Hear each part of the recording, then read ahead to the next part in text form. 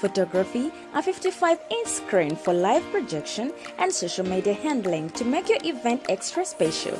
Get in touch today to find out how we can help you elevate your event. Contact us on 0789 000 492 or 0705 909 760 or visit our website at www.ayit.org. You're watching Ayit TV, empowering you.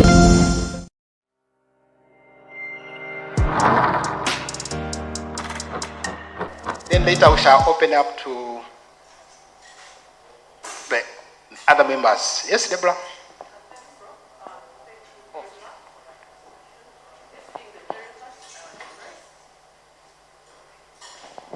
This being your very first presentation, it's very impressive and good. I want to note that you're taking quite a lot of time on the background, and then you miss the core of your presentation. So I think next time you need to know how to manage it better. When we are doing PhD research, we tend to have it different from masters and undergrad by introducing theories.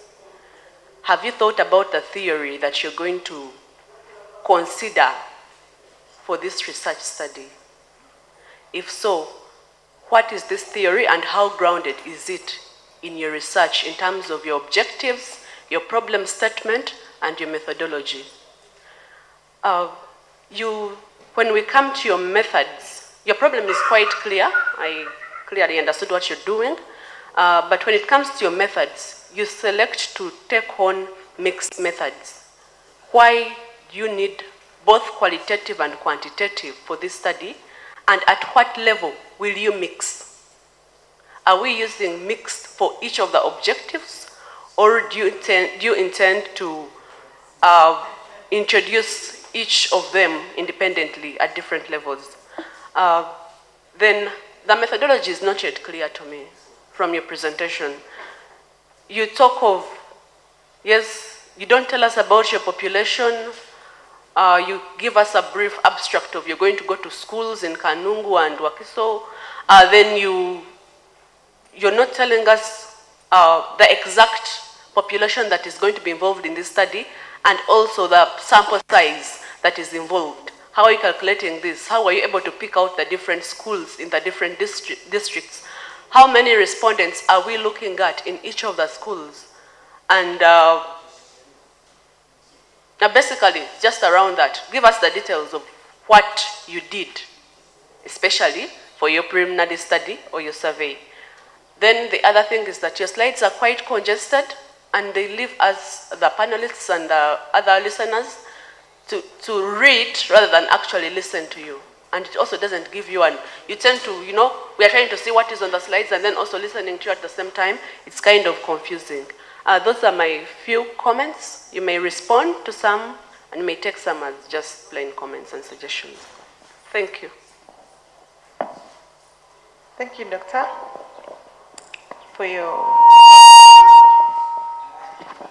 ideas. Maybe before I can start with from the bottom ones. All right, I'll just take it on from there. Well, I didn't, like I said, this is ongoing research. I know the sample size, I know the population, I know the schools, I know the number of respondents. But maybe to clarify a bit, I may look at, first of all, the preliminaries I looked at 43 schools. That was the preliminary, the pre-testing. And I did 15 schools in Wakiso, and I did 9 schools in Kanungu. And the respondents, the schools were 3 in Kanungu, and I had 9 respondents in Kanungu. And the schools were in Wakiso were 15, and I had 35 respondents. And how I came up with these respondents, I used purposive sampling. And the population, that was just for preliminary results. And what I'll be going through in actual work, I'm going to use 303 respondents. And how did I come up with exact sample size, exact population? I used the a la carte scale. There are 173 schools in Wakiso. Certainly I can't do all that. This is not a World Bank funded project. So I used the multi-stage sampling until I arrived to the 133 schools in Wakiso and about, I've forgotten the clear of Kanungu, but they're around slightly 100. And there are very many. So I used multi-stage sampling to arrive at 76 schools. And when we reached at 76 schools, we got down and realized that what are the schools in Wakiso? Multi-stage sampling still was applying, and we did 48 schools in Wakiso. And we're going to do 28 schools in Kanungu. And how many people are going to be involved in the actual response? When we went down to the preliminaries, our targets were 5. But right now, after the pre-testing, we realized that actually we need to come down and get 2 teachers, 2 students. Initially, there were 2 teachers, 2 students, 2 support staff. We realized that we don't need all that after the experience from the field. So we have got to have 4 respondents from each school. And these are going to be 2 teachers who are purposively selected, as well as the students. Because when I come up to the Director of Studies, and what I'm very sure of is that people who are going to be participating in this study, O level and A level, you can choose like from Form 3 and Form 5. And of course I wouldn't know. Initially I thought I would go to school and I get a simple random sampling, then I get the papers, then I pick from there. But it didn't really work out like that. I had thought about it. So the sample size, the sample population, how I arrived to that, all would come out. And maybe what I've said, maybe my background is.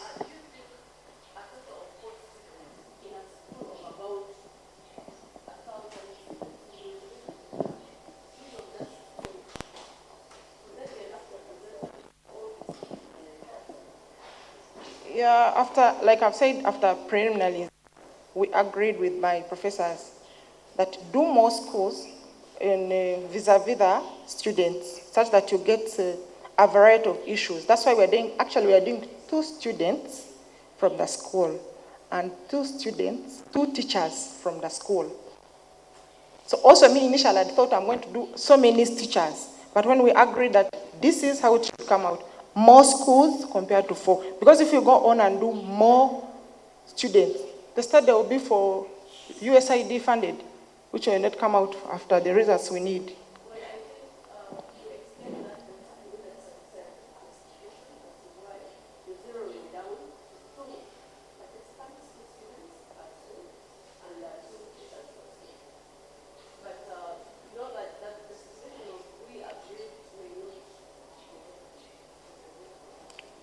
Thank you. I'll take it on, but thank you so much for your comment. So to go on, maybe. Priva.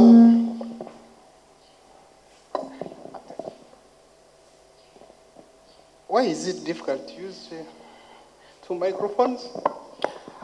We are time bad.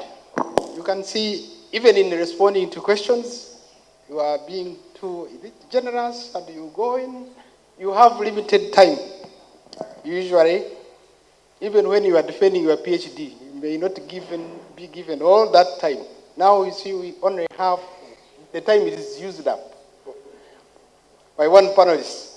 So we can't continue. Maybe the other panelists, he has a burning one. And be brief in response.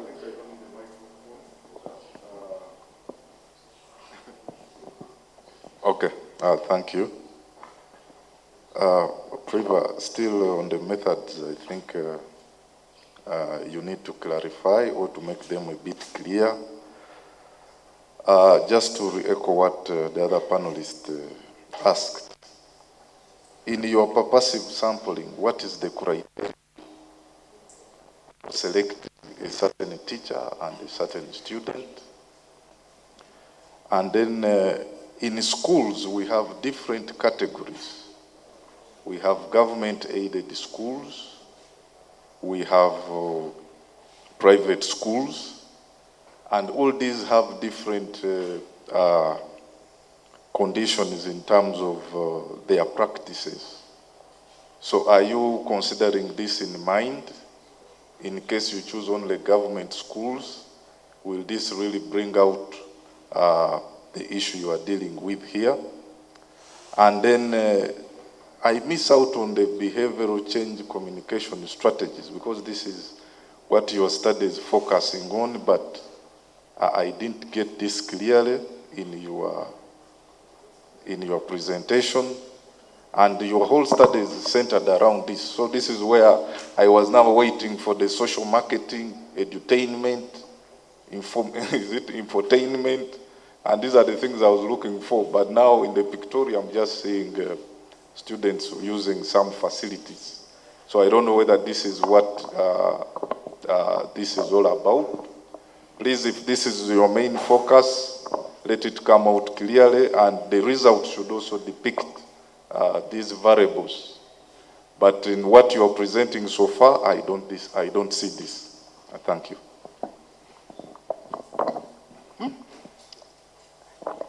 The director is the one who is supposed to budget time, but now is... yes. Let us all other panelists, you can write the comments to give them, otherwise. Sorry, I'm the timekeeper and we are time bad. For the interest of time, I think all of us, we may not ask questions. Let us write the comments as I've done, and then we give them to, otherwise other presenters will never present, and yet they have also traveled from very far. I request, thank you very much. Simon is the timekeeper, and once he communicates, then I had stood in for Professor Leju, who has arrived. We have only had one presentation, so could you take over? By the way, when we were starting, we had asked for the presenters, and they are not around. Do you have John Mtambi Amajire? Okay. Then Ahamia William. Then Jimmy Ben Fore.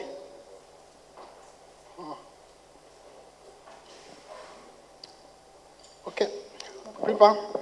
Thank you very much. Thank you very much. I appreciate it. Maybe I wanted just something small before I leave to clarify. I have two theories that are going to underpin my study: the theory of planned behavior and theory of the health. It's a health belief model. I won't go through that, but I've already looked at them and I'm proceeding with them. Thank you. I'll try to be very brief, Prof. Maybe to say what I've put up across as a pictorial was just a sample of what I came up with. So I wouldn't go on, project the videos, project what I've captured from the field, who was doing what. So incidentally, I'm unable to present that one, but thank you so much, and I've appreciated all that you've put up.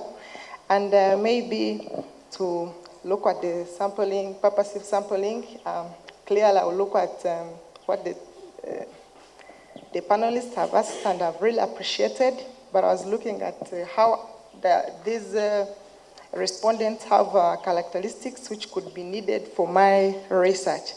And maybe any other, I will... The interaction can continue. Yeah, let's take the conversation from here after. Thank you. Thank you. I'll be glad for the input always, until the last day. Yeah.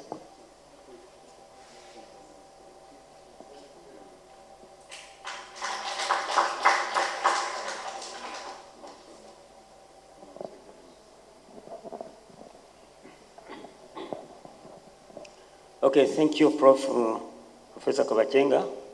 Good morning to you all. Apologies for coming late. You know, they say the chairs are always delayed, but they don't delay. So I was also delayed. So you can go and sit. I will take a seat. So thank you very much, River. Is Jordan here? Can you take the floor? You have 15 minutes to present, then we shall have about 5 to 10 minutes interactions.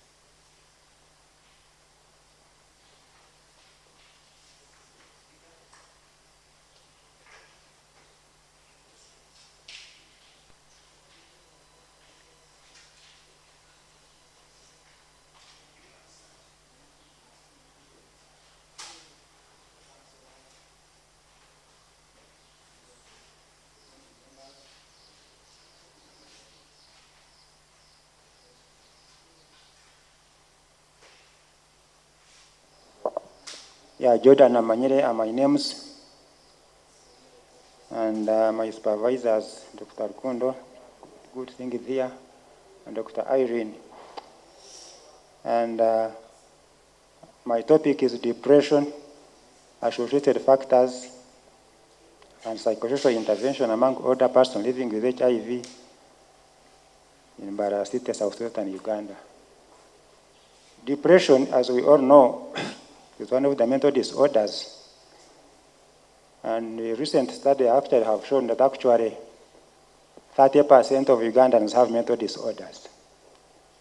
So you can just count yourself as we are here. Out of 10, 3 have mental disorders. Could be depression or any other, but the fact is mental disorders are common with us, and something has to be done. Background briefly, as I've said, depression is a mental disorder which is characterized by low mood, loss of interest, pressure of activities, hopelessness, self-blame, according to WHO. And Uganda, according to the studies which were done, is among the top 6 countries in Africa with the high number of people who are suffering from depression. And the highest prevalence of depression in Uganda has been reported in northern Uganda. Probably this has been because of the insurgents in northern Uganda.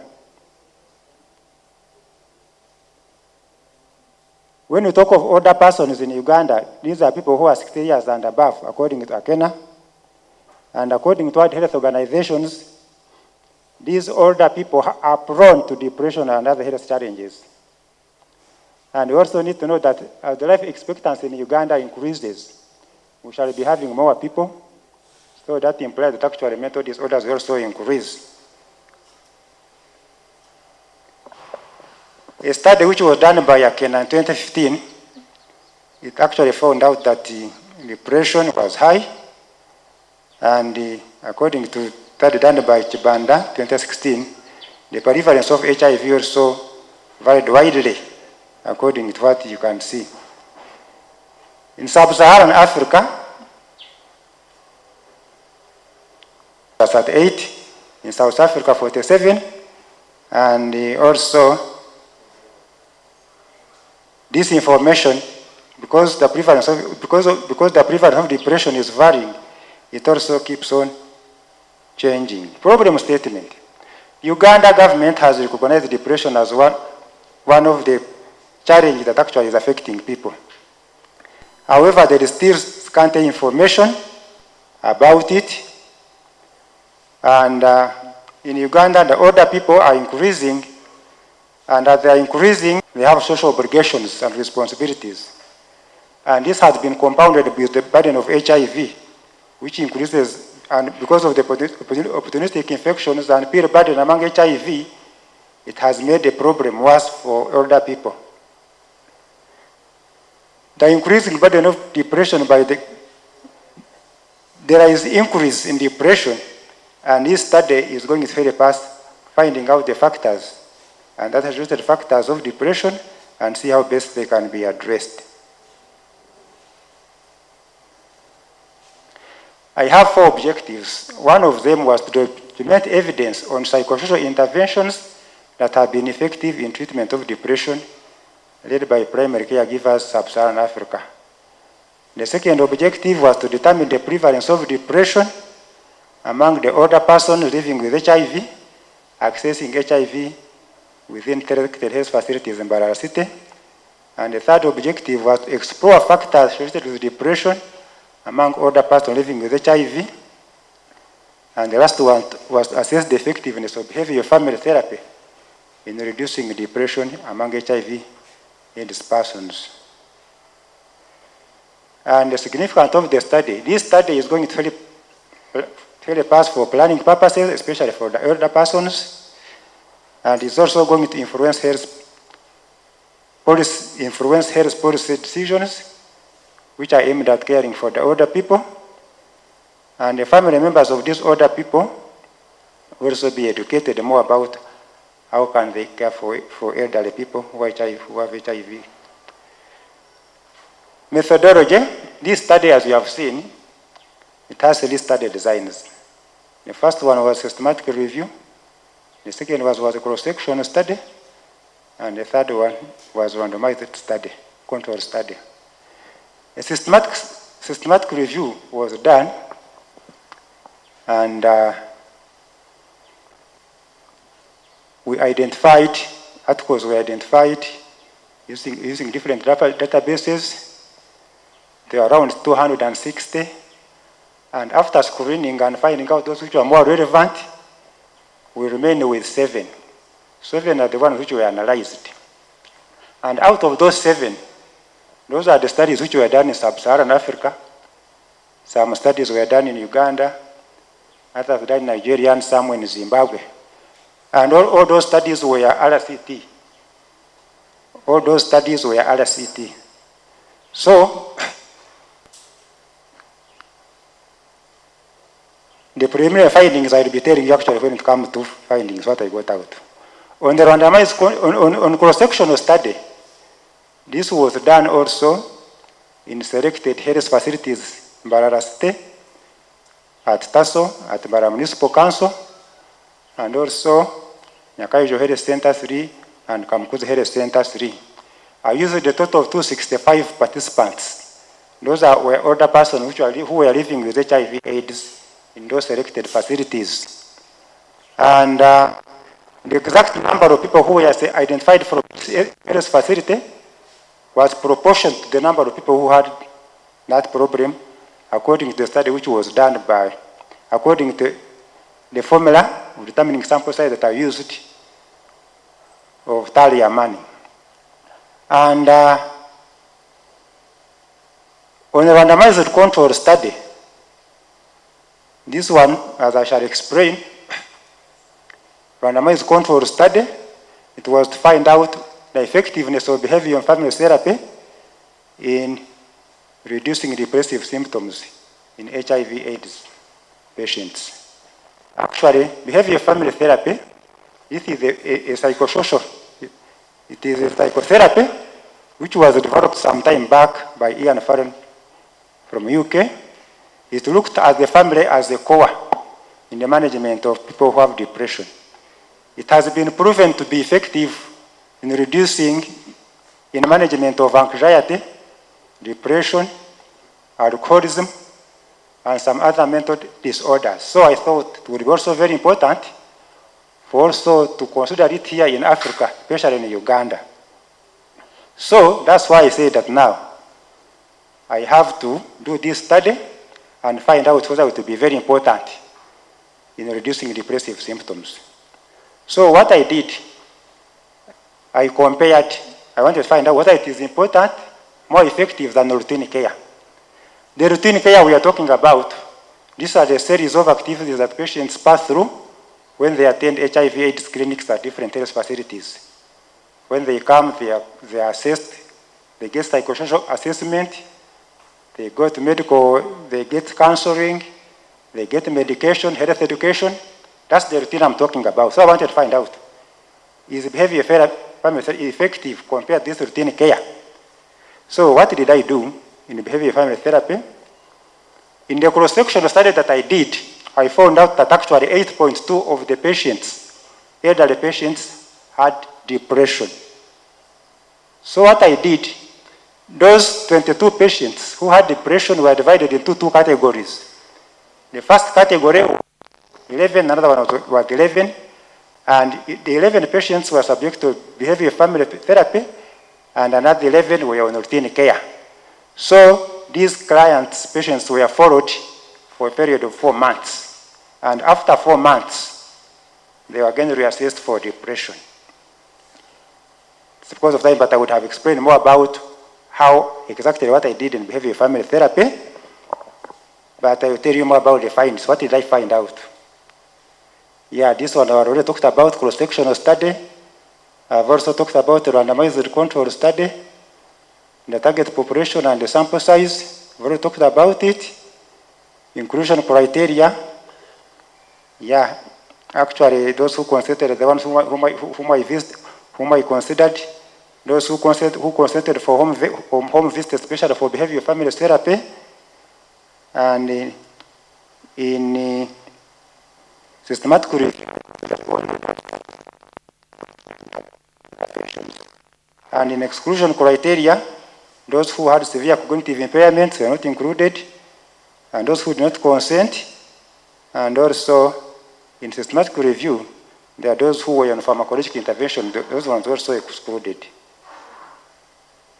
So maybe let me go to findings now. Yeah, what are the findings? According to Objective 1, psychosocial interventions by primary caregivers in reducing depression in Sub-Saharan Africa, 855 records were identified, screened, done, and finally 7 were analyzed. These records were from Uganda, Nigeria, and Zimbabwe. The tools which were used were Hamilton. These are depression rating scales. And the only psychosocial intervention were considered, and random effect model was used for doing analysis. Yeah, and we also we did quality assessment. Yeah, risk of bias tool was used. And when you look at that, when you closely look at that, the domain for risk of bias tools, according to the study which we had done, it was randomization process, deviation from intended intervention. Some had missed out data. The measuring outcome was also a challenge, and selection of the report result. So the result, it was found that actually psychosocial interventions reduced depression compared to those who were on usual or control conditions. And heterogeneity means that is the diversity, that is the opposite of homogeneity. It implies some of these studies were not homogeneous, so they were differing. So when you do a systematic review, you have also to find out how heterogeneous those were. And when we did, we found actually that the heterogeneity was high. And when it is actually high, it is also becomes a challenge. You have to look at ways of how to address it. On second objective, on the prevalence of depression, these are the findings. Those who had severe, moderate depression were 8.3, as you can see that figure. And the factors which are associated with depression, the major ones are those patients who were getting respect from their family members, and those who had more family members at home, and those who had drug companions, and also those who did not have comorbidities. Comorbidities of HIV, they include like diabetes, maybe malignancy. Those factors were actually strongly associated with depression. And when we went the effectiveness of behavioral family therapy, reducing depression, according to that figure, it was actually found out that behavioral family therapy, it had little effect on reducing depression. Because with that one, we did a T test to find out that. But because it was not statistically significant, we also went ahead to do what we call effect size to find out whether there could be any relationship. And when we did that, impact evaluation, it was found actually that there was behavioral family therapy differ approximately by 0.2 internal deviations according to Cohen's, which indicated that much as statistically it was not significant, but it had an effect. Jordan, your time is up. Yes, thank you so much. But can you summarize in one sentence? In one sentence, these are the recommendations which I can give. The recommendation which I can give, and conclusions. Let me talk about conclusions. Psychosocial intervention might be more effective in reducing symptoms of depression compared to control conditions. 2, there is low prevalence of depression 8.2 among older persons living with HIV. Number 3, The number of family members older persons stay with, according to how I have explained, are also responsible for depression, and BFT has more effect in reducing depression, depressive symptoms among older persons living in Barala City. So recommendations. Okay, you can stop there. I think the time is up. You can scan through the slides. Let's invite the panel members to give their comments, and you take a notebook. Thank you. Thank you, Jordan, for that presentation. I would like to understand what are the major causes of depression among these people. And then you are saying that BFT didn't have an effect, though it was not significant, but had an effect. I don't know to which magnitude that is. And then have you also tried to consider having a situation where you use both BFT and routine care to see if at all this can give better results than using them independently? And then how did you administer this BFT?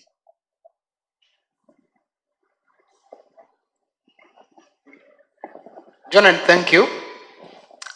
The problem, I'm going to present on or comment on the presentation. You know, in these presentations, you have limited time. Your slides, you should have used the bullet sort of points so that it quickens the way you are presenting. Now, the topic you are doing is very important. Even I think last week there was an article in New Vision about now getting a number of old people surviving up to this level. So your study is very important. And I also didn't see your conceptual framework that could help us. Then again on the presentation, like what the previous presenter did, you focused more on your laptop. Ideally, you would ignore the laptop and communicate with the one who was controlling the slide, so that you are able to move with the slides that are being presented. But if you focus on your laptop and then what is presented does not tally, is not good. I know our presentations here, we have some challenges. Ideally, you should be the one controlling the slides yourself. When you want to move very fast, you move. But now the person who was controlling the slide, I thought it is Peter who is controlling them. And yet you are not communicating with him. Yeah, thank you.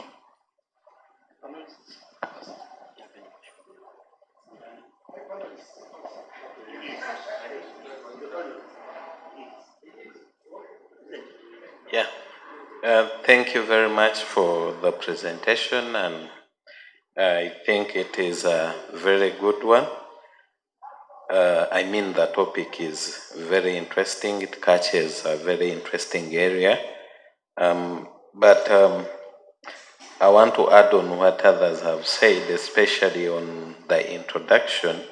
I don't know how it is in your main proposal or the thesis, but the introduction talks about many things. For example, you introduced and talked about northern Uganda and the war. Then you talked about old people, and someone wonders what problem are you addressing, which target population you are addressing after reading your introduction. Then also, the order of the presentation, you begin like slides number 4 and number 5, you are talking about depression in Uganda.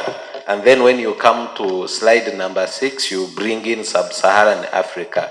I would think that it would follow global, region, Africa, regional, and then you end with Uganda when you're presenting, and then focus on your study area. So you need to make sure that you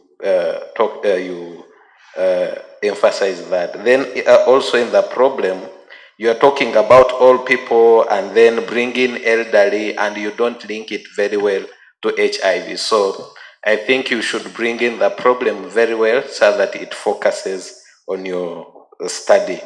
As Professor said, the slides are congested and some are missing slide numbers. And I also need to note that for PRIVA didn't have slide numbers at all. Yeah, just maybe 2 comments. One is that your time on the program seems to be almost expired, so you need to work harder. And number 2, I think your presentations, there could be tables there that would make your life very easy. And number 3, when you're told that you're going to present for 15 minutes, it's wise to make slides that can fit within 15 minutes. I note that you have 40 slides full of words that practically you can't finish in that short time. So the other things as to why BFT will not work, I'm wondering, did you calculate the sample size very well in order for you to come up with the 11, or was it just that at the end of the day, you just decided we can use 11? It could be an issue of power and not an issue of the method you're using.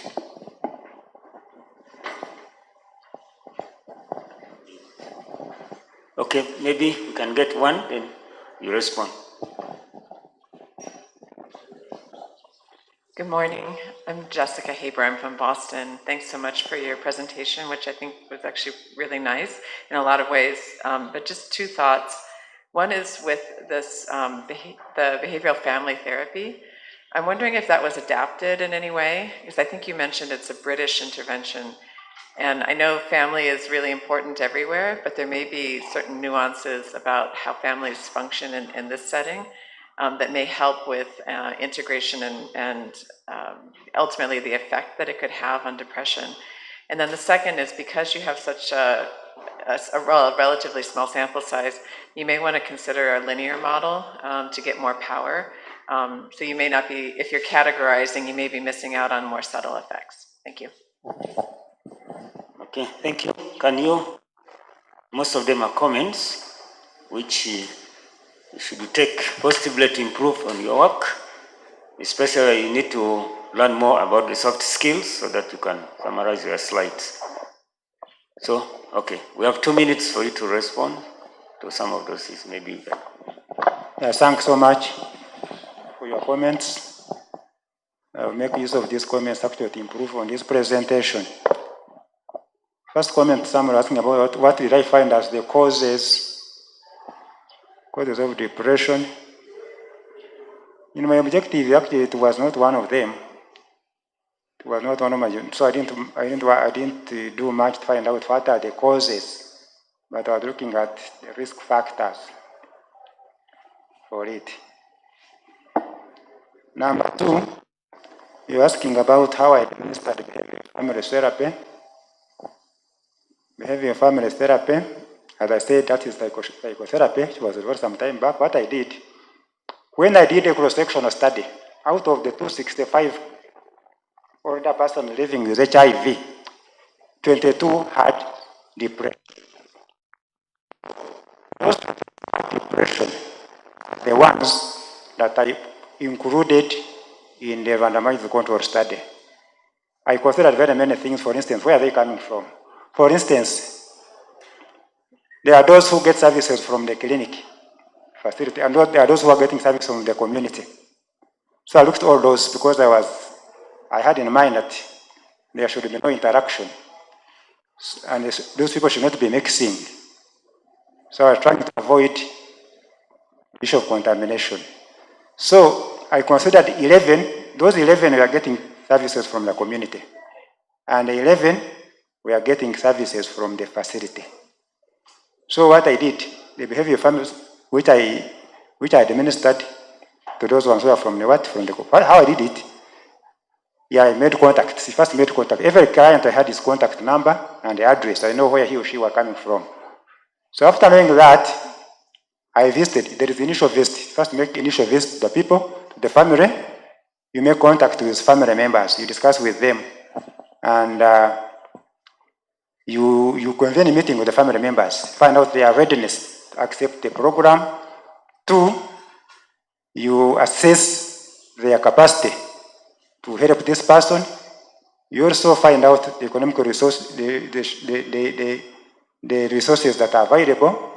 And then after, you discuss with these people, family members also are willing, putting much emphasis on how can we address depression, putting much emphasis on the risk factors.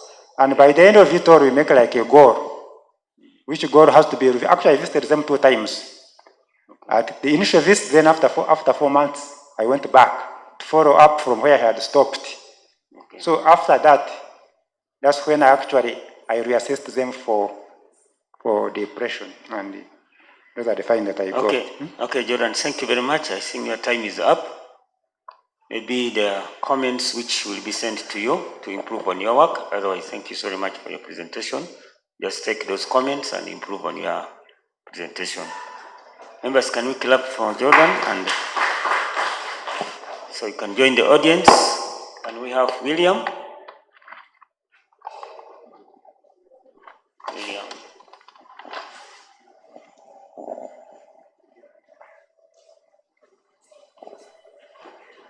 William is not around? Okay. Jimmy? Maybe if William is not there, you can help.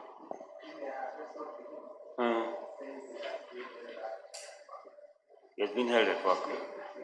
Okay. So, okay. And William is also not here. Maybe can we, to save time, can get people who are supposed to come in the next session to come forward? Is it Kisto? You can come and... Yeah. Yeah, Kisto is here.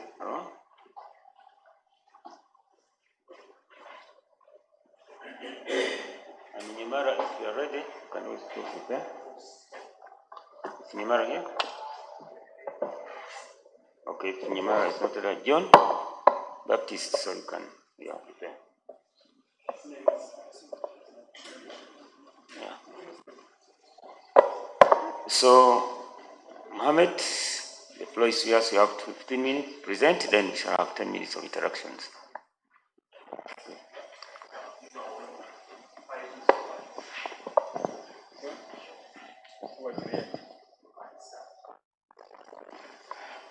Good morning, ladies and gentlemen.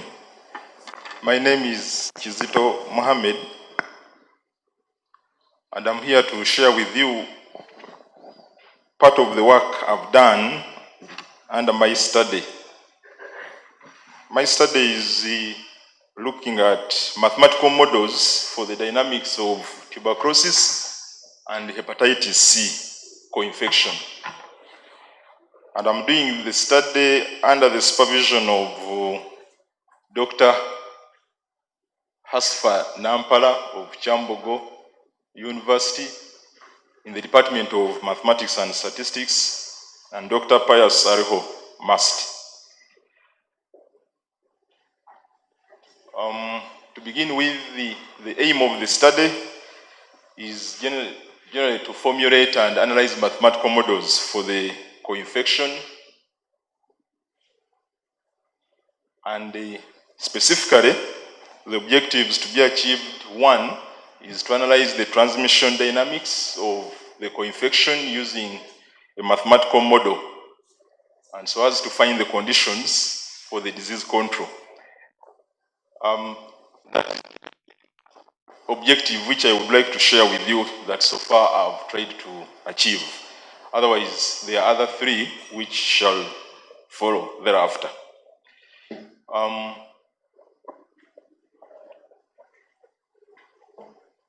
Some brief introduction. When we consider the report for World Health Organization 2022, they record about 1.6 people having died of tuberculosis in 2021. And Uganda is also mentioned in the same report as one of the high TB burden countries. And actually it is under the list where they claim that the new cases are on the rise. And TB has also been ranked one of the topmost, or if not the topmost, leading cause of death. And also well above HIV, though not including COVID. TB, it is an infection that is caused by a bacteria called Mycobacterium tuberculosis bacteria, and it majorly affects the lungs.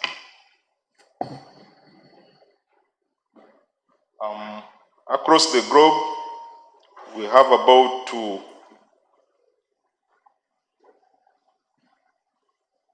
328 million humans that are infected with the chronic HCV.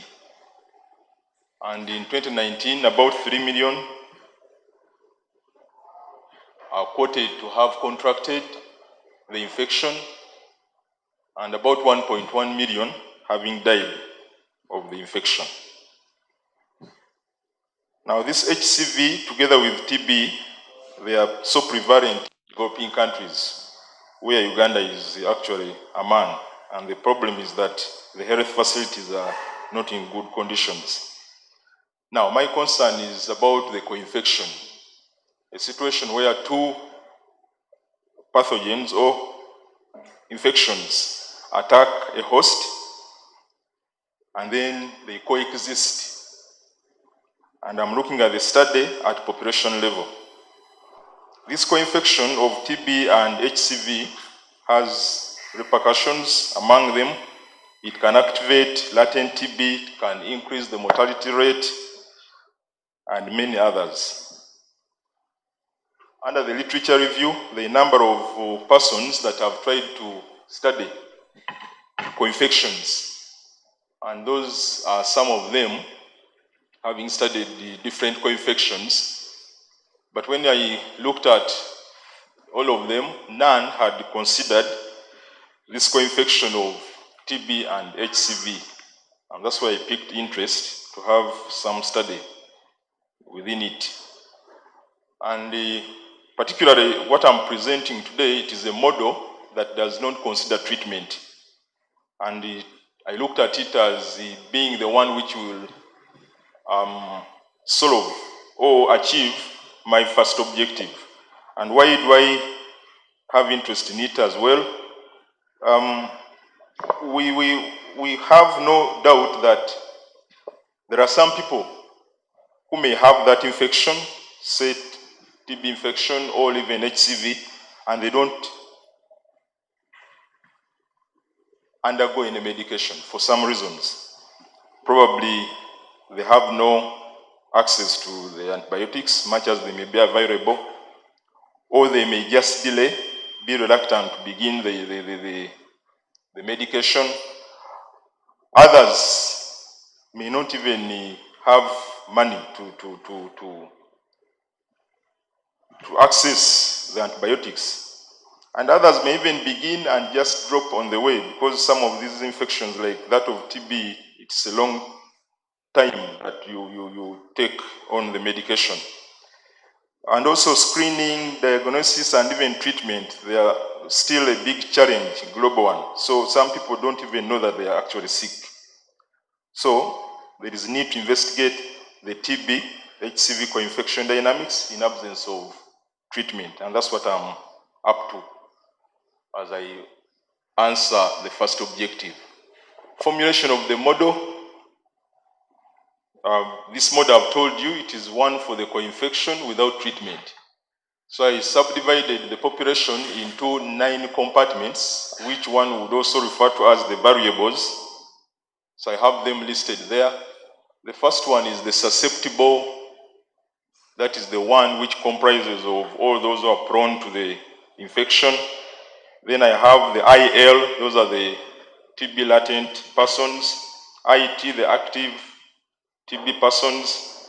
And then IA, those are the HCV, acute persons. Then IC, those are the chronic ones. IL, they are the co-infected persons of acute and latent. IC, co-infected with chronic and latent TB.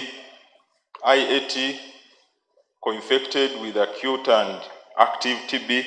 And finally, IC, those are the co-infected persons. So that's how I subdivided the populations. And NT gives the total sum of the whole population. Now, this model, to build it, I have to consider some assumptions. And the essence of the assumptions is to have bounds for the model, to define it, to have the model specific. Otherwise, without assumptions, it becomes a bit ambiguous. So those are the assumptions that I considered in building the model. Others could also be brought on board, maybe with time, but these are the ones which I used. And then, together with these assumptions, there are some parameters which we have to use. The usefulness of these parameters is to interconnect the variables or the compartments which we had originally. So like the per capita recruitment rate into the susceptible, that could be, say, about maybe by birth or by immigration and many other ways. Mu, that is the natural death rate, that's the rate at which some of the compartments, if not all, reduce due to natural causes, and the list of those, they are all listed there. Now, using those assumptions and the compartments together with the parameters together with the variables, we have this compartment diagram from which we shall generate our model. As I told you, the parameters are doing the work of connecting the compartments. Rate at which the susceptibles contract the TB, that's the lambda T, which we have there.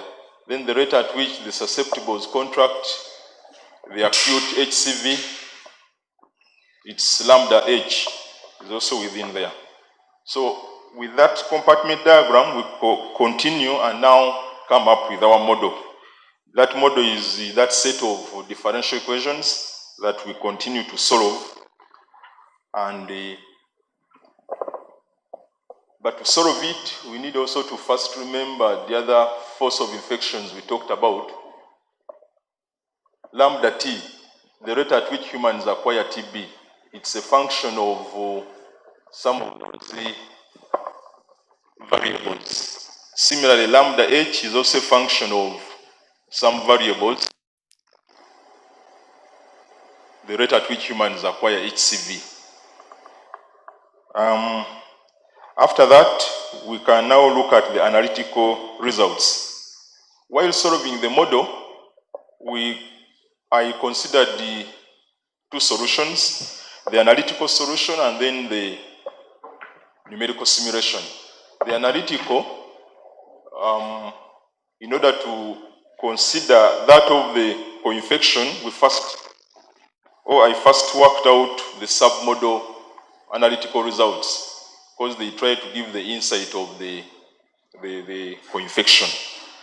So the first submodel which I considered was the TB submodel. I went ahead and generated it from the main model. And how did I come up with it? I considered that probably there is no any HCV, so I came up with a TB submodel. And that model, I used it to generate, well, in the epidemiological modeling, there is a certain number called reproduction number, which is so important, the basic reproduction number, which is very crucial in defining the disease or the infection spread. So that basic reproduction number, I computed it, the RT. What is it? I've defined it up there, the average number of secondary infections caused by a TB infectious person for the entire time that person is infected with the infection. So using that method of next generation matrix method, we came up with that expression of the basic reproduction number for TB. It contains the parameters, and we shall realize that those which appear on the numerator part, should they increase, then it means the other number of the secondary infections will as well increase. And those which are in the numerator part, should they increase, then that one contributes to the reduction. Now, that number, the aim at the end of the day, should be reduced to as low as less than 1 in order to curb the infection. Otherwise, than 1, the infection shall be escalating. I went ahead also to compute what we call the equilibrium points in order to tell the stability of the, come on, in order to tell the stability of the, of the disease. So I found out that the 2 points, that is the equilibrium, the disease-free equilibrium point, they were locally stable and even globally stable, including the endemic. Let's continue maybe. Then I also looked at the analysis of the HCV submodel. Its model is there, got from the main model. I computed its basic reproduction number. I found it out to be that expression. I came up with the equilibrium points, the disease-free equilibrium point together with the endemic. I checked their stability. I found them to be stable. I went to the analysis of the TB and HCV co-infection model. I did what we call sensitivity analysis, which brings about the how you tell the crucial, parameters generally. I computed it using those formulas, the respective formulas, and I got them as shown in the following table. Those which have positive, it means when you increase them, the infection does increase. Those with the negative, it means when you increase them, the infection reduces.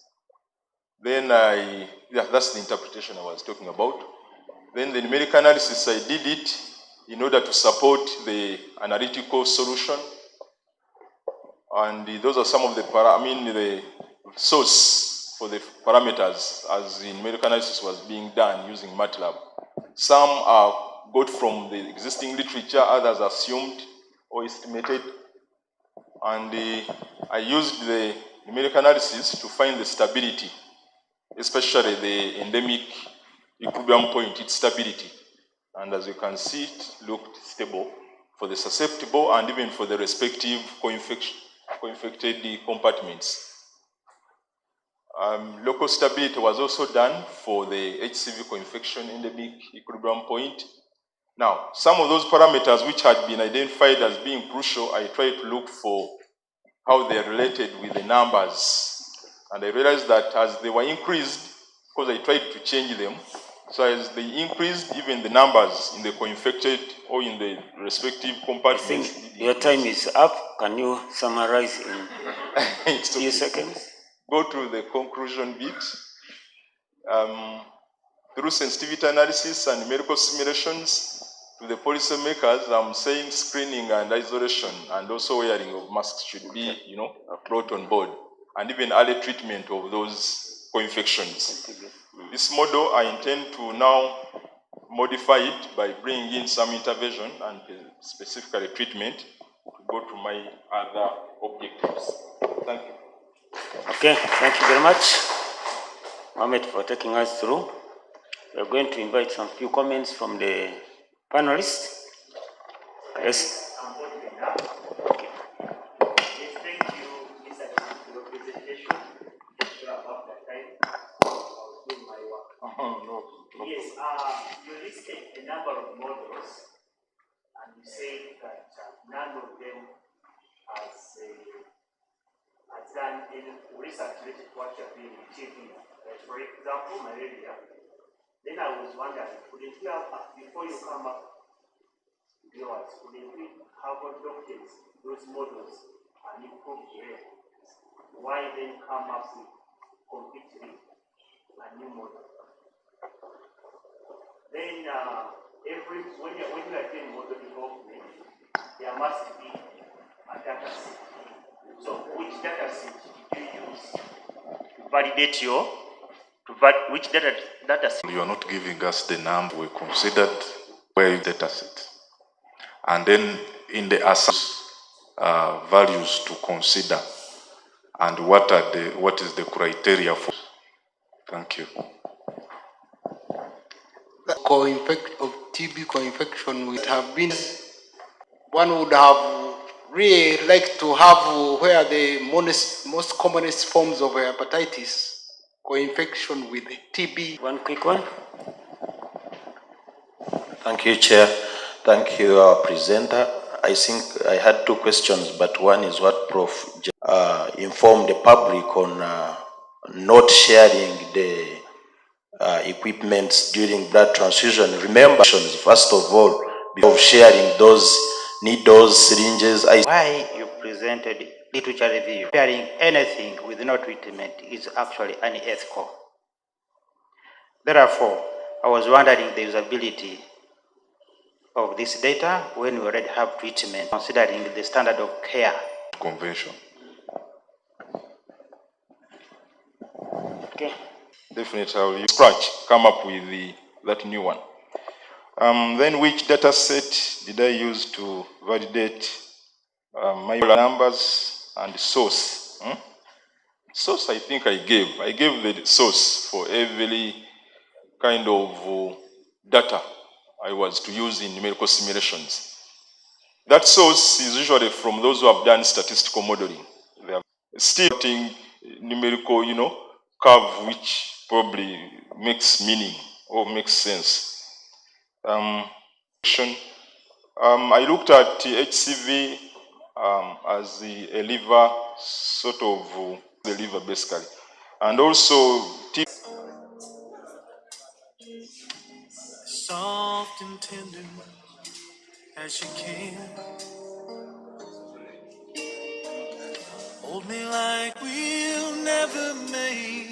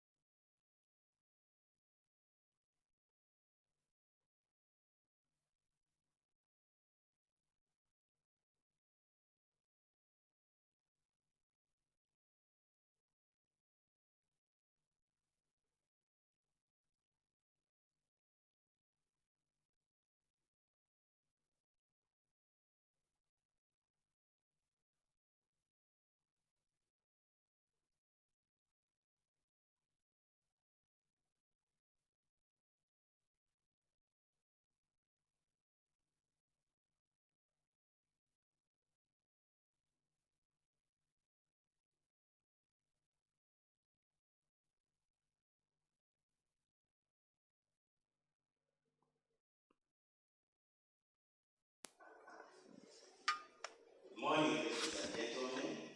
My name is Debra. I'm glad to present you my thesis, which is the traditional medicine practitioners' concept of cancer, model of care, herbal medicine use, and the patient's perceived benefits in Uganda. I'm also honored to present you my supervisors, who are Professor Mauda Kamatenes, Professor Prakash from India, and then Dr. Esther Atkunda. So what is the problem that inspired this study? We all know that among non-communicable diseases, cancer poses the most serious challenge in sub-Saharan Africa. In fact, the recent Lancet report has shown that cancer rates have doubled in sub-Saharan Africa in the last 30 years, and they are likely to double in the next 20 years. In Uganda, statistics show that actually cancer rates have risen from 140 cases to around 220 per 100,000 patients, per 100,000 people. Now, we all know that patients with cancer use some form of traditional medicine or care. And we also know that the traditional medicine or herbal medicine may have certain benefits, such as improving the quality of life, but as well, it has been found to have some risks, such as the drug-herbal interactions.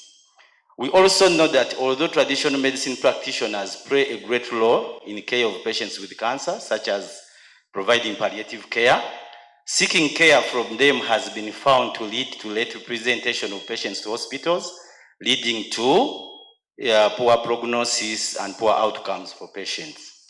Now, in Uganda, though patients use services of traditional medicine practitioners, there is no model to explain the care that traditional medicine practitioners provide, the concept of cancer and the herbs used, plus the perceived benefits of the use of herbal medicine was also unknown. So this gave rise to 5 objectives. My first objective was to explore the prevalence of herbal medicine used in cancer worldwide. Then 2, I had to explore the concept of cancer in traditional medicine as perceived by the traditional medicine practitioners. The third objective was to explore the meaning of caring for patients with cancer and develop what we call a substantive theory. Then the next objective was to document the plans they were using for patients to manage patients with cancer. And finally, the 5th objective was to determine the differences in the clinical outcomes of the patients using conventional therapies with herbal medicine versus those who are using conventional therapies alone. So I used what we call a multi-stage mixed method design. I had 3 phases of my study. My first phase was a systematic review. Phase 2 was a qualitative study, field study, where I engaged traditional medicine practitioners about the plants and the care for patients with cancer.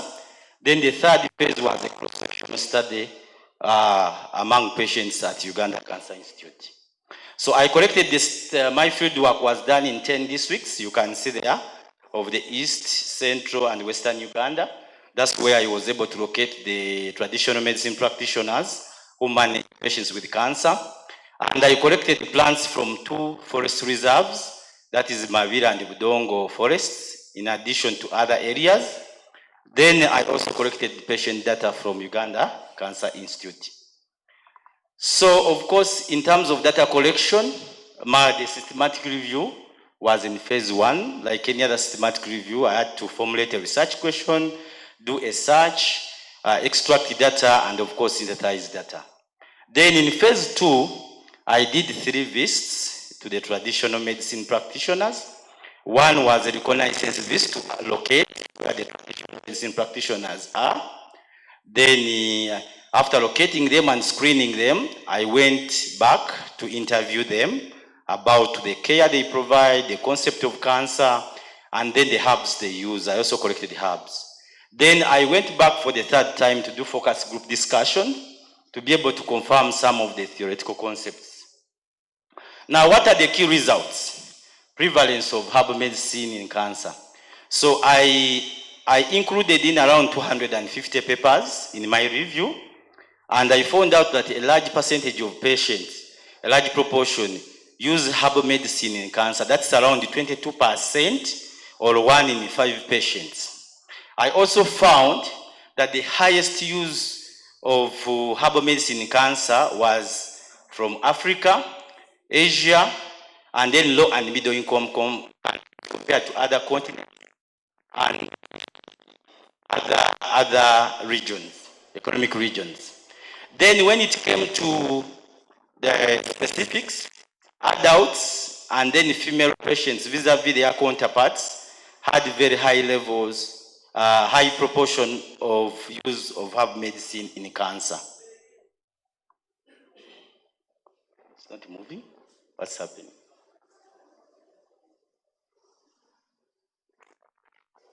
Has it frozen? Okay. Back a little bit. Back again. You have to go back. No, go back. No, back up to the other slide. Slide 7. Okay, go to the next slide. So when it came to the concept of cancer, a definition of cancer, traditional medicine practitioners define the cancer in two forms. First, in terms of biomedical principles, that is, they describe the cancer as a disease that starts as maybe a sore, and this sore keeps growing until it becomes so large that your body part can be amputated or removed.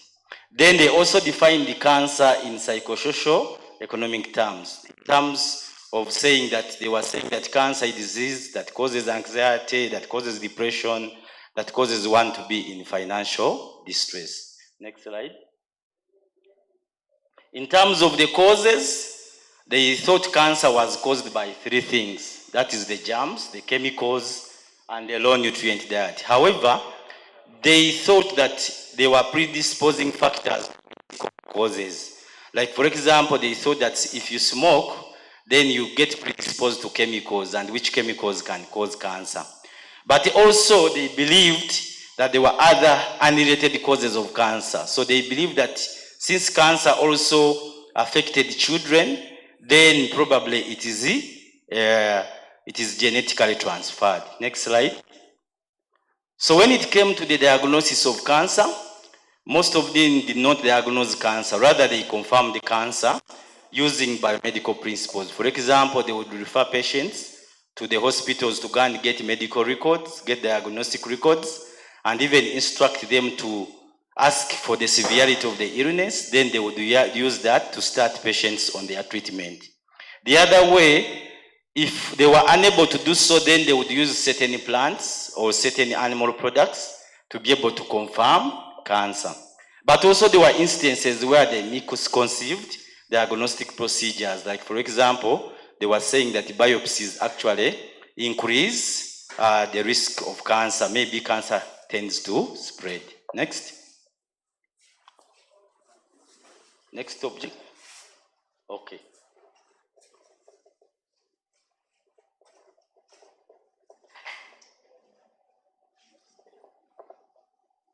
So when it came to objective number 3, which was to develop a substantive theory, that is the model which I was able to develop about the care they provide. But the core category, which actually explained the care they give, was restoring hope in life through embrace traditional values and continue in their ancestors' role. Then the second process was that customizing care, but it involves the next objective, 121 plants they were using for, and used certain plants to manage certain cancer symptoms. So when it came to the last objective, which is finding the conventional therapies alone, had less score, which means higher quality social functioning. However, when it came to, that was in univariate analysis, but in variate analysis, so when it came to symptom severity for symptoms that are similar to those of traditional Chinese, physical interference where functioning 5. 2, I did find 121 plants used for cancer, of which 51 were recorded for the first time. I did find no statistically significant differences in the quality of life or symptom inventory between symptom severity between patients who are taking conventional therapies with herbal vis-a-vis those who are taking conventional therapies alone. Then in terms of conceptualization, knowledge remains limited. Now, regardless of all that, the theory, substantive theory suggests that education in the plants they use, this will further allow use exposed by traditional healers.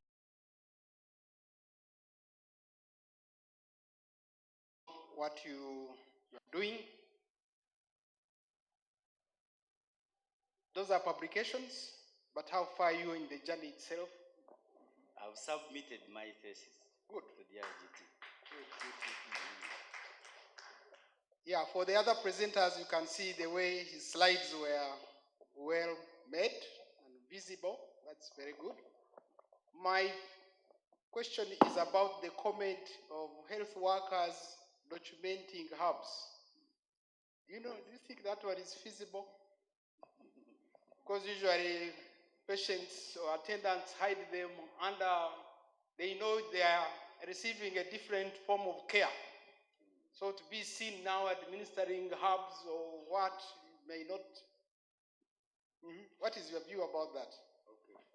So my view about that is that I think it is possible. Currently, when you go to Uganda Cancer Institute, they are allowing patients to open up. But of course, there is no area in the file where you write that. Because I was able to get these patients before they were a little bit negative about it, and they would discourage patients from actually using these herbs during cancer chemotherapy. But they realized that you can't stop the patients. They still hide them the way you are saying. So nowadays, they are opening up to allow patients to be able to tell them. And there are also some studies that are being done at Cancer Institute to be able to document some of the plants, because sometimes what the traditional healers may be giving may be different from what actually the patients are using. Probably patients are using those of traditional healers, but also maybe Western herbal medicine or herbal medicine from China. So they are trying to do some studies. So it is possible.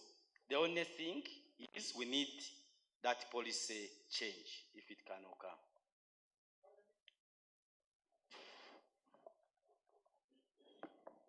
Thank you, John Baptist, for this good presentation. I realize you used some form of qualitative research. Yes. Where you're providing some categories and themes. Yes. I think it's also good for us to see the quotes verbatim from what they are saying, that the TMPs. Okay. And then how do they use plants and animals to diagnose cancer? This is something I need to understand how they do that. And then the table on the plants, I think it's better where you list the plants. You can give us the plant, the part they use, and which cancer it treats, or which cancer they use, what treatment, or which cancer they use, which part they use to treat which type of cancer. And then I missed out on some of the statistical significances on the data, especially where you are using the MDSI index. I think it's better you tell us, because you are saying this was better, but I see 5.6 and then 5.4. Okay. So I don't know if it is statistically significant. Thank you. Any other panelists?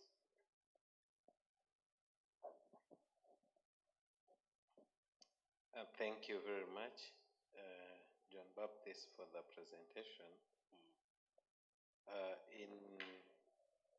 In your introduction, yes, and also in the whole study, you're dealing with the herbal medicine or medicinal plants. But in your introduction, you have traditional medicine. I understand now that you've already submitted your thesis, but there is need to clarify the differences between traditional medicine, as Dr. Raphael has highlighted. The use of animal parts may signify that that is traditional medicine, but mainly your study is about herbal medicine. So in your introduction, you need to bring out that one clearly. Also now, you are dealing with the traditional medicine practitioners, and I don't know whether in your thesis you have the difference between herbalists and traditional medicine practitioners, because I would think those who use medicinal plants, which you dealt with, are herbalists maybe, but I know that there could be a combination, so that needs to come out clearly. And I would also want to understand in which field is your PhD, because I thought it was nursing, and when you talked about the patients, I didn't see any data dealing with the patients apart from the medicinal plants, the social life. So I don't know which field is your PhD, whether it is social or it is empirical, as in the natural science part. Then I have to appreciate that your slides are organized, but they still tend to be congested. I would think maybe in the future you, like this slide, the very slide on that is projected, you pick out the outstanding information and you don't project everything. For example, slide 11. Peter, okay. Slide 11. Okay. You see, it is organized, but then if the people cannot read what you've put, maybe you can have the top part, and then these bullets are aired out. Okay. Thank you. Can first let him first respond to those, and then you can have. Okay. Thank you very much. Now, I would like, I don't know the order which I should use, but let me answer them from the first question. Then you need to provide us with quotes. Of course, I had the quotes. I thank you for that. I can take it. But remember the time and the slide number. I had over 60 slides. I had to cut them to just 20. So I had to eliminate most of those quotes. But, okay, maybe I can choose the interesting one. Thank you. I can do that in the future. Then how do they use the plants to diagnose cancer? Of course, my theory is not based on either what they are doing is right or wrong. Mine is a researcher. But what they would say is that, for example, if a patient couldn't afford like going for medical diagnostic procedures and probably had a certain cancer in the throat or a wound, they would put some herbs there. And then they would observe the color of the wound thereafter, and then they would say this is a cancerous wound. Or if they would give the patient certain herbs and they feel certain pain, or the pain is excruciating and it is not going away, then somehow that's how they would come to it. So, but that is up to them. Either it is true or not, that's another story. That's then another thing. Then when it comes to table parts, we have provided parts, the cancers they treat. This is very true, but also it is, I have those tables, but they are in the main thesis. So here I just brought out the key parts. Be first in your response. There is another set of questions. You may miss them. Okay. So then the other thing is about statistical significance. What do you mean? Now, most of these tables, the analysis was done at 3 levels. The first level was the univariate analysis or the descriptive statistics. Then the bivariate analysis using the chi-square, then the multivariate analysis. In here, if you look at this is a table showing the chi-square, the bivariate analysis, and you can see the p-values on this side, and only one is statistically significant. But for the other tables, if you go like this table here, these are just at univariate analysis, comparing means between, like for example, for the scores, for example, in terms of the pain scale. What was the mean scale, the mean scores, and their standard deviation. So here, because it is at univariate level, I don't need to put the p-values. Now, to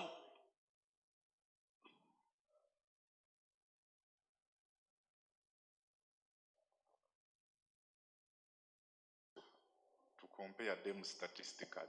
Because now how do you know that 5.45 is different from 5.57? Maybe I can add that column there. But what you do compare, you look at the mean score and you see who has the higher one and who has the best, the one which depending on the scale. Like for example, the scale had like for the pain scale, it had 1 up to 4. And the questions were negative rewarded, meaning higher scores meant higher what? Severity. So what I would do, you look at this side, the score is much higher, like for the first parameter there of pain, meaning that is more severity. Then this side, the severity is less. Yeah, but you explore it, it is possible. Okay, thank you. Then on the issue of what is the difference between traditional medicine and herbal medicine? Now, my study is about traditional medicine. Traditional medicine basically has 2 elements. There are practices, but there is also the most common feature is use of herbal medicine. Though I didn't provide that in the introduction because of the number of slides, but I think next time I have to do that to show what is the difference between those 2. Then, on the other end, what's the difference between herbalists and traditional medicine practitioners? The overall umbrella term that maybe I would have mentioned among the traditional medicine practitioners, I was able to interview herbalists and spiritualists. So where your field of PhD, my PhD is in traditional medicine, or what you can say social medicine. Then the issue of slides being congested and the... You don't need to answer all. Okay. 2 quick questions. Yes. Yeah. Okay. Number 5. We are trying to look at clinical outcomes. Yes. What did you exactly do? You will answer that. Okay. Number 2, which cancers did you actually look at? Because cancer is a very broad term. And as you said, the perceptions of the traditional healers, if you go to the themes, the perceptions of the traditional healers, the causes. Yes. Some were biomedical and some were psychosocial. In terms of social terms, yes. So what was the proportion? Because you may find that what you're telling us, most of them were psychosocial and not biomedical. Okay. Then when you write the herbs and the names, because in this group, not all of us are botanists. You better put for us the common name. Okay. So that we can identify. Some of us here are also practitioners. So we may pick a leaf. Okay. And yeah, the other question was, these TMPs, do they treat cancers or do they alleviate symptoms? Because that's also very important. And the last one is, yeah, your recommendations, you need to look at them. Okay. Can I answer that? Okay. Yes, a very quick question. First of all, congratulations. This Thank has really you. come a long way, and I love to see the papers that you published. My question is, I'm a medical doctor myself, and I know many of my patients in the U.S. seek alternative therapies, maybe different than what's here, but similar idea.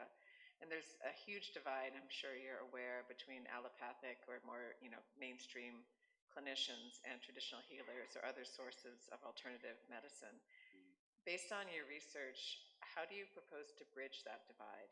Because you're finding signals here that there's something, potentially in how people feel with their treatment, maybe not with the symptoms, but there's something there.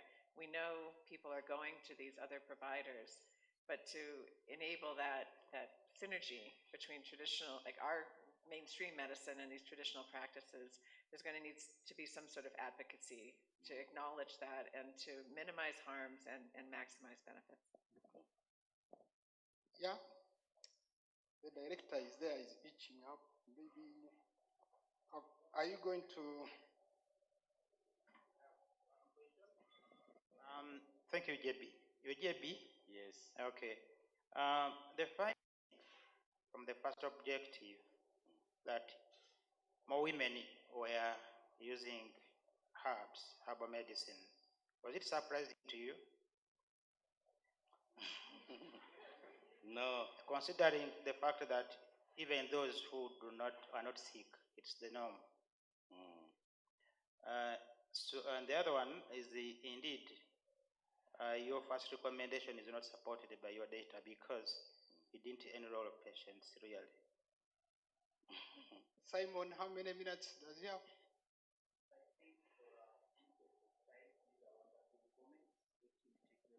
Are and improve, and then we'll continue to another candidate. Thank you. Can I answer? Yes, you can. Okay, thank you very much. Is the timekeeper?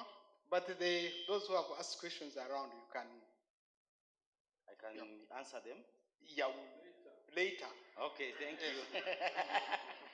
Thank you very much. Next is Turi Hohape. Are you ready? Are you ready to present? Pardon? But you are the only other one around, so you are the one who is next.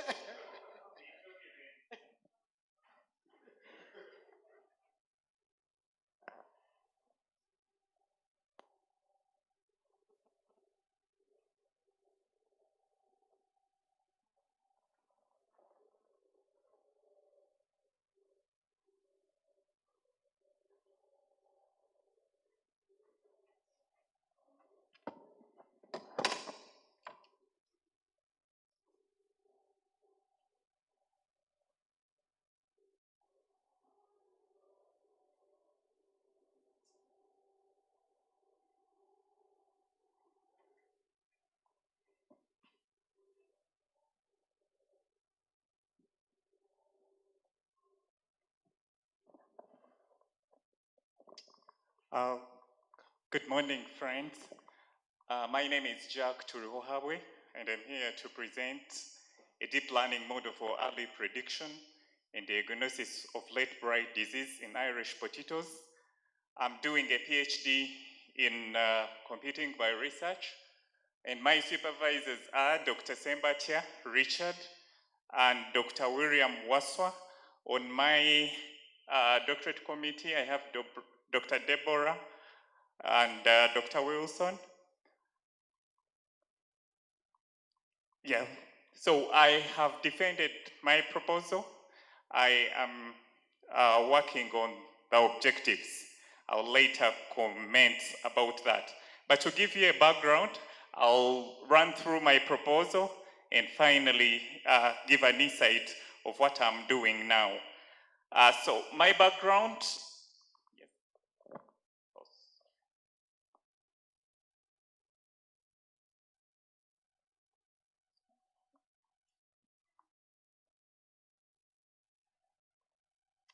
so my background majorly is agriculture is very key for this economy, and we have set amounts of money that it contributes to the economy.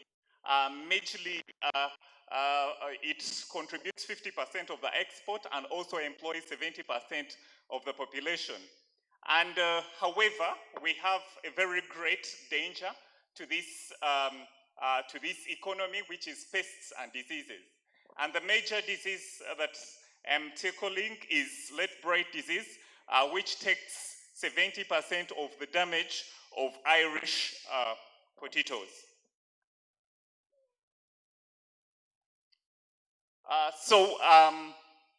This research also impacts on the United Nations Sustainable Development Goals, and majorly it affects Goal 2, which is zero hunger. Goal 3, ensuring sustainable consumptions and production patterns. And goal 15, which is sustainable management and combating it's also combating desertification, holds and reserves land degradation. Maybe I can explain more about goal number 5, how it affects, goal number 15, how it affects it.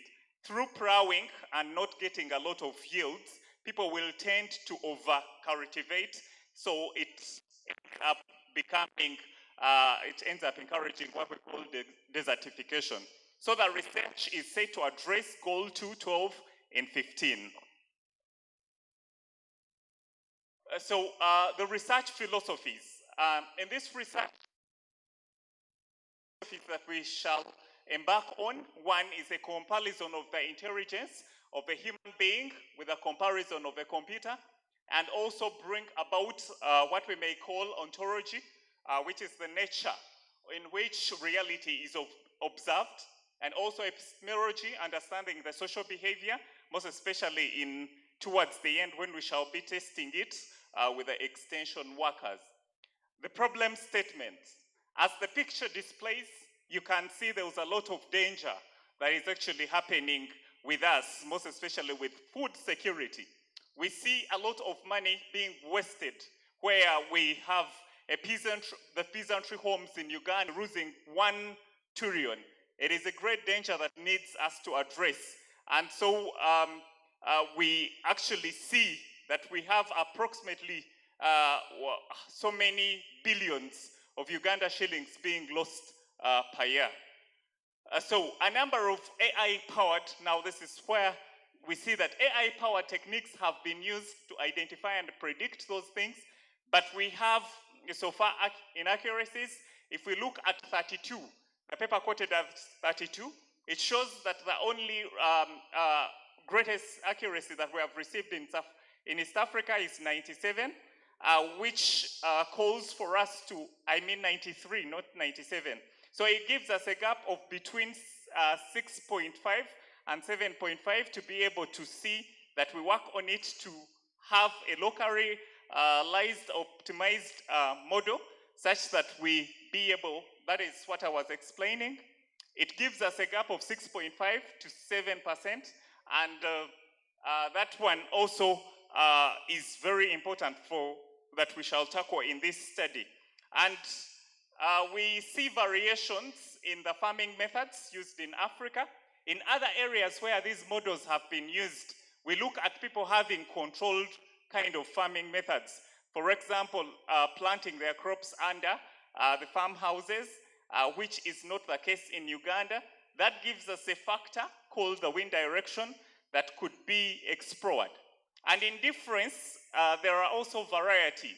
If we talk about the variety of seedlings, and in other areas with high accuracy model, you will not find varieties such as Victoria being planted in those areas.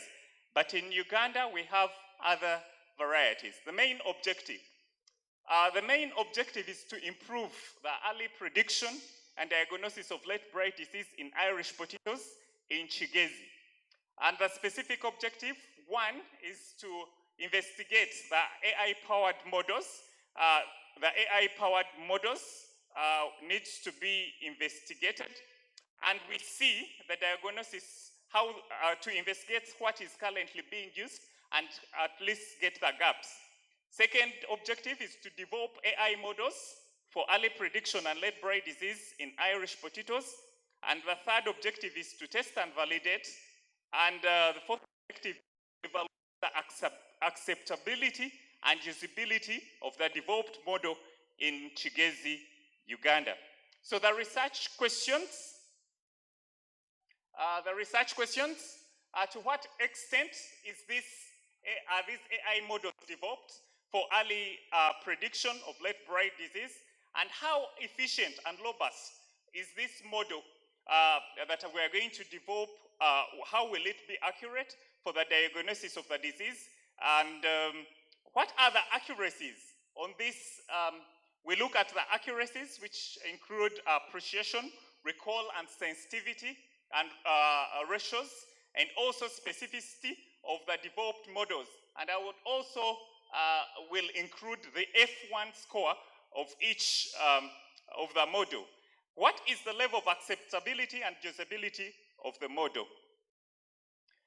Justification. We see a lot of money is being wasted, and we need to make sure that this money is at least, we advise farmers using the model such that we have all this money capped, such that we have less of late break and be able to have higher increased incomes. Why Chigezi? Some people could be asking, why is he targeting Chigezi? Why exactly? We see a number of things. 2 years ago, Chigezi had the highest severity of Irish potato loss associated with the disease. And this is very important to note that districts with the mean severity of 26 followed by Mbale, and the least affected is Mbara. So Chigezi, I'm using it as my case study, basing on this, is affecting the farming in Uganda using Phytophthora infetus and bacteria. There are only diseases. I captured 2. So, but for this study, we are basing on 1, which is Phytophthora infetus, with a reproduction of A1 and A2, which are the pathogens that help the parasite to survive without a living host. The conditions could be irregular soaked things that would come up when the disease affects it. We see it affects the stems and also the leaves, parts, and also tubers are affected by rain. The other justification of why Chigezi, it is because also the rain, that area also has a lot of rain. That is the disease life cycle, how the disease affects how the disease develops and affects the Irish potatoes. So we see these are, how do you see that this disease is affected? Those are some of the things. Moses saw the water-soaked areas that rapidly enlarge the pearl brown leaves and so on. We go to the literature. These are some of the models that I've been able to analyze. And we see the first one is the only one in East Africa, which gives us an accuracy of that. And we also see depreciation, recall level, and F measure. The second one is from Saudi Arabia. The third one is from China, United States, India, Germany, and Poland, Pakistan, and so many others that I've not included. We go to the research methodology. In this, we shall use research design science and an orthographic approach will be used later to help me when the tool is being taken into the community.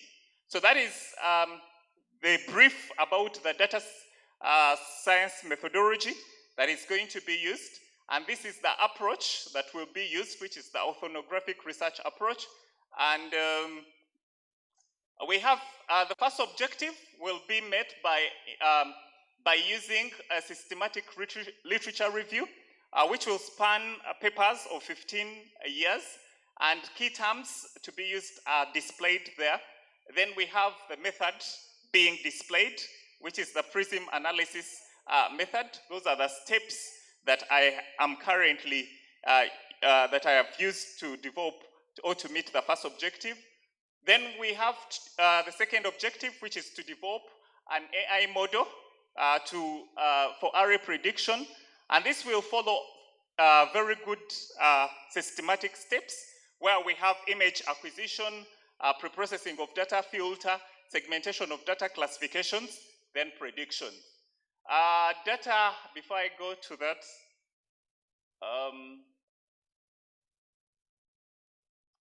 sorry. It's okay. It's okay. So data acquisition. At first, data acquisition, secondary data will be got from Kachwekano Zonal Research Development Institute, and also the Uganda Meteorological Authority, Plant Village. Plant Village and Cargo are websites where we get data sets that are previously used in other studies. So data will be used to train the development and tested and validated.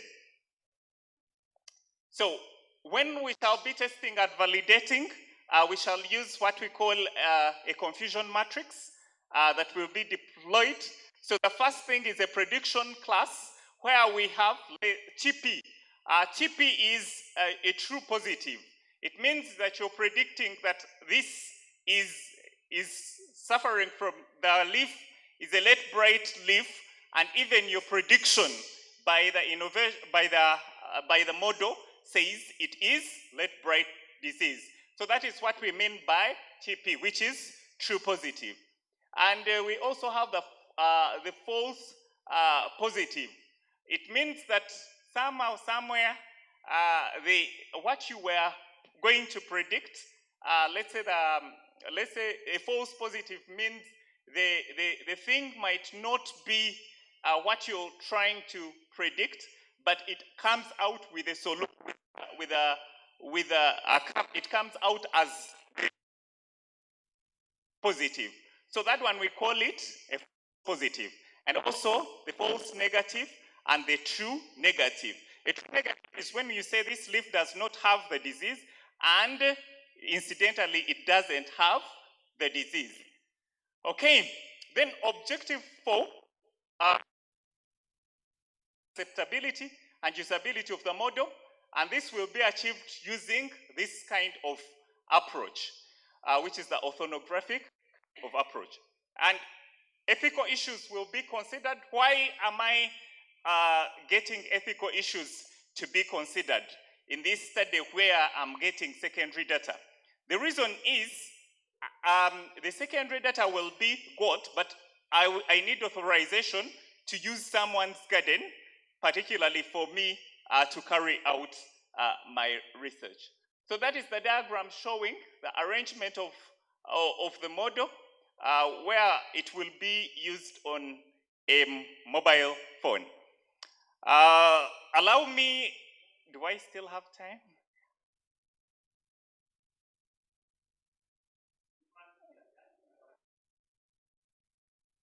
Say something about the paper that I'm writing.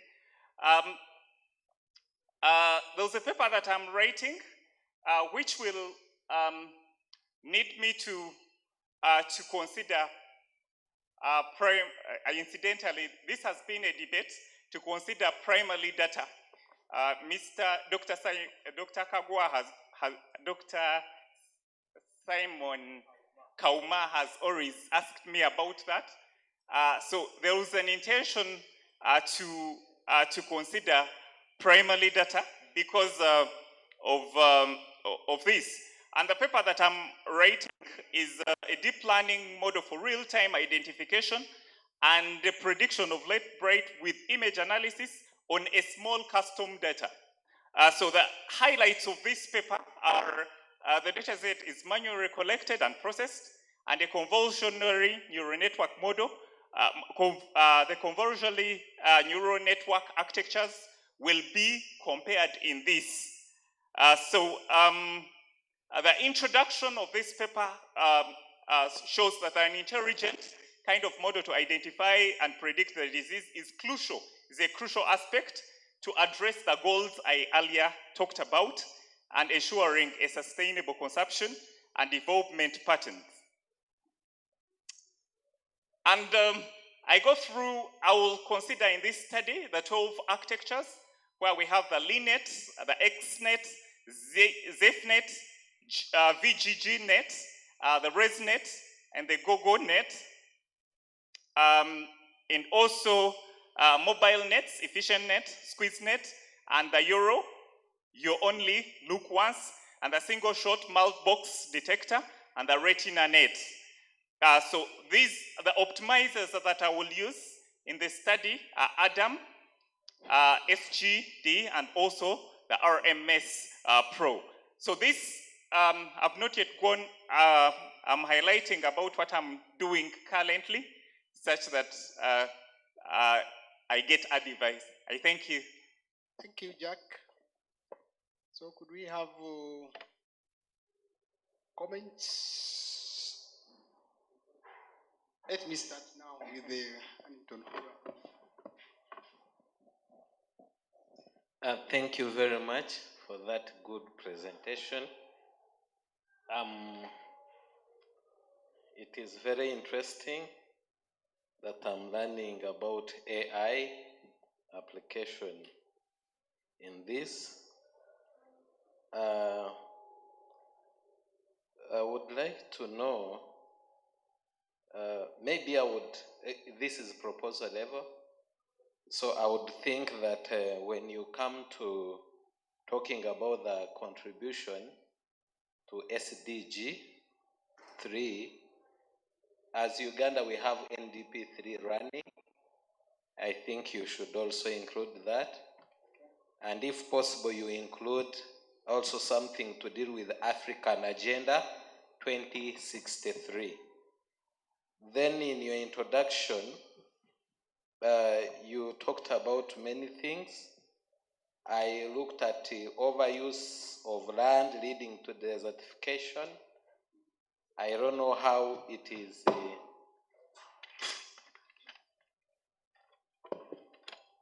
I talked about NDP 3 and Africa Agenda 2063.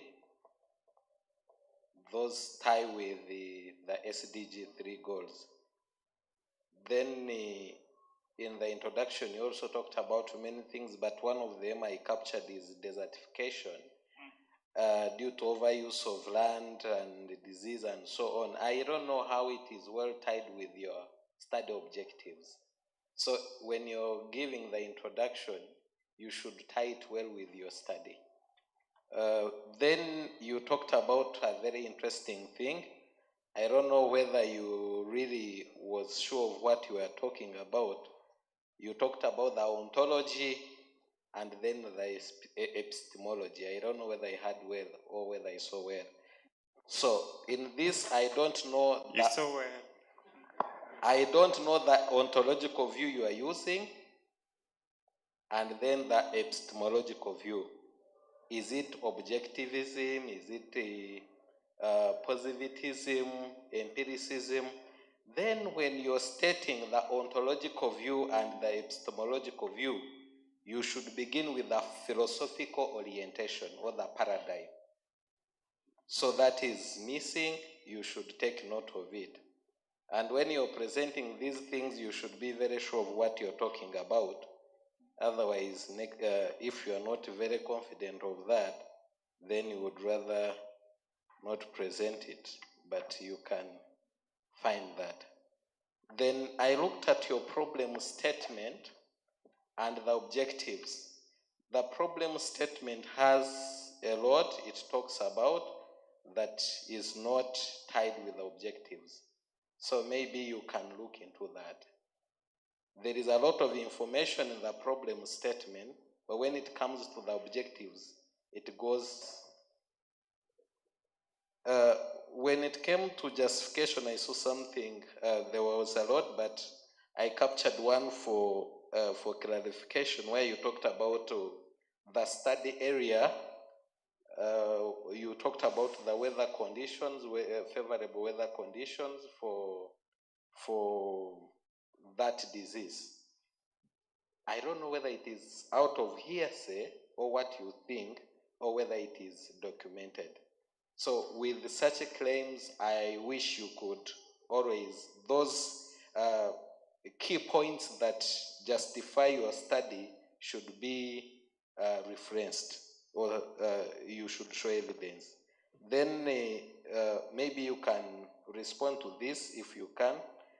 What is this ethnographic approach you're talking about? Thank you. Some more questions?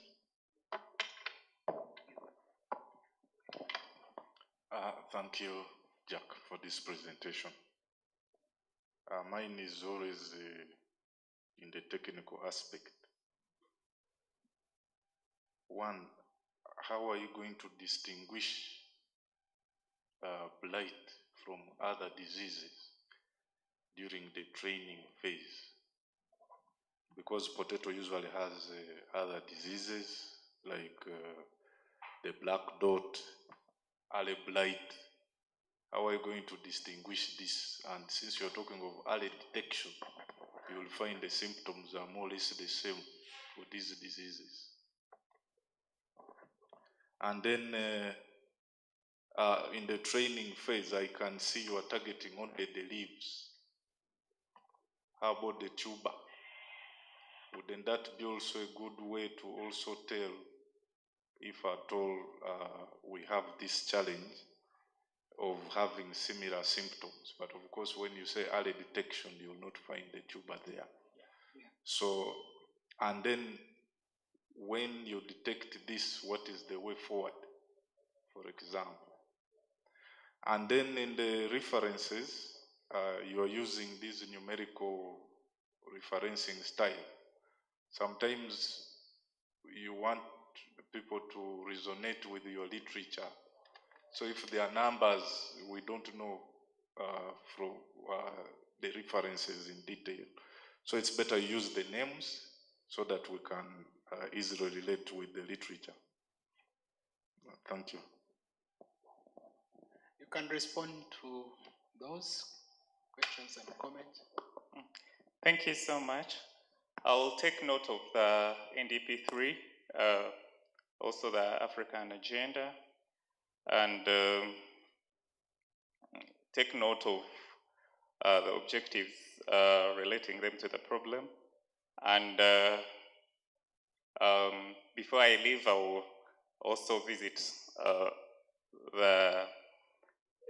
the one who asked about ontology and epistemology. I meant them, but rather we need more knowledge about it, being scientists, to get a point of view on the philosophical view, as he said.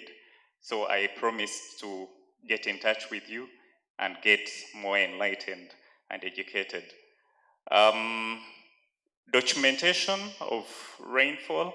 That one is, the reference is there, but though the slides did not capture the reference, then orthonographical approach. The orthonographical approach, we are meant to use it during the time when the farmers and the extension workers are interacted with the innovation. I stand to be also given more information about that. I will visit the same person to get more details. Bright from other disease, training, there was a later something that we call feature extraction in computing, which will be emphasized in gathering the key features of late bright, which will absolutely be different from other features of other diseases. The leaf and tuber, the person who asked answered the question, because if it is early prediction, I will not be able to dig the soil to get the tubers. Then I appreciate the last comment about the references. Of presentations, I will always incorporate names. I take it seriously, and I thank you. Thank you, Jack. Said you are any quick questions? Let me start there.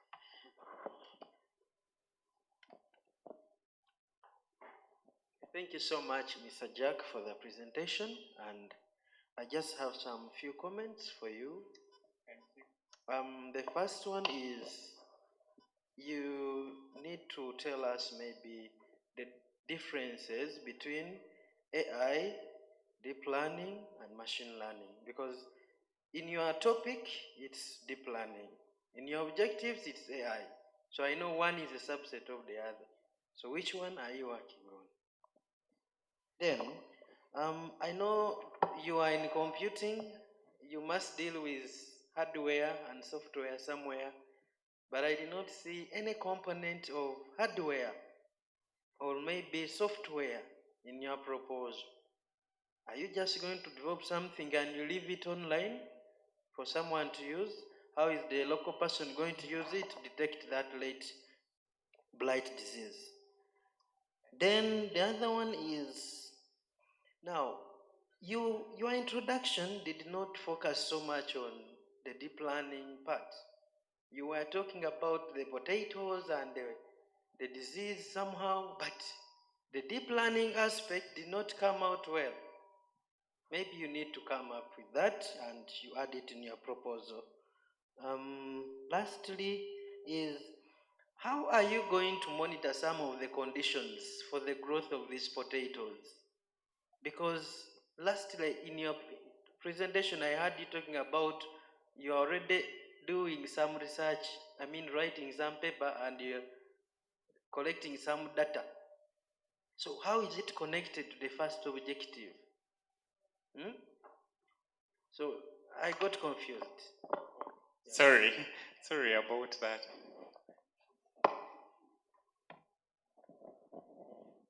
So you very nicely reviewed several other approaches to doing this, and I may have missed it, but what is the unique feature that you're adding other than geography? Because I recognize there are going to be differences, but you showed 6, 7, 8 different models with very high accuracy. So I think as you go into this project, recognizing what is the niche and contribution of what you're doing, and I would recommend highlighting that. Thank you very much, Mr. Jack, for this presentation.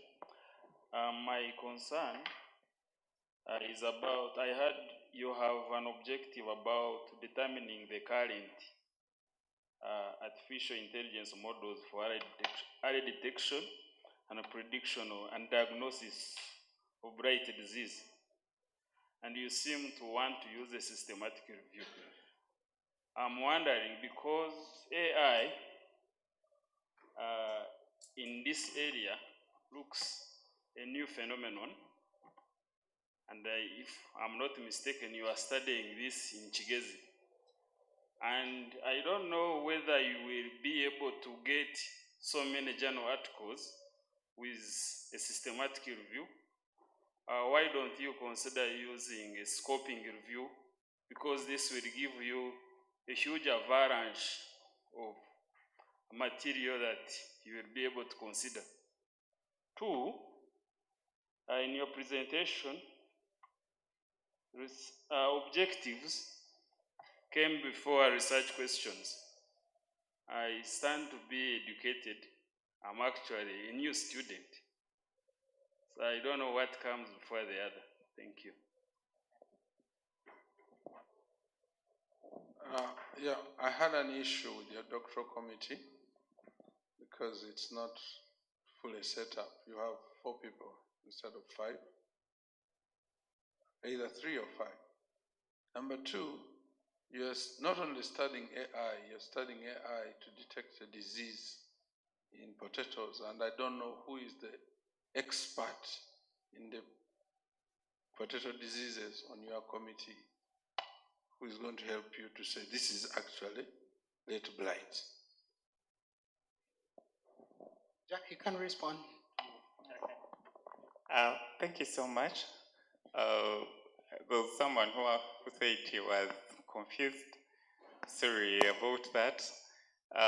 These terms, machine learning, AI, and deep learning, are used at certain modes and levels.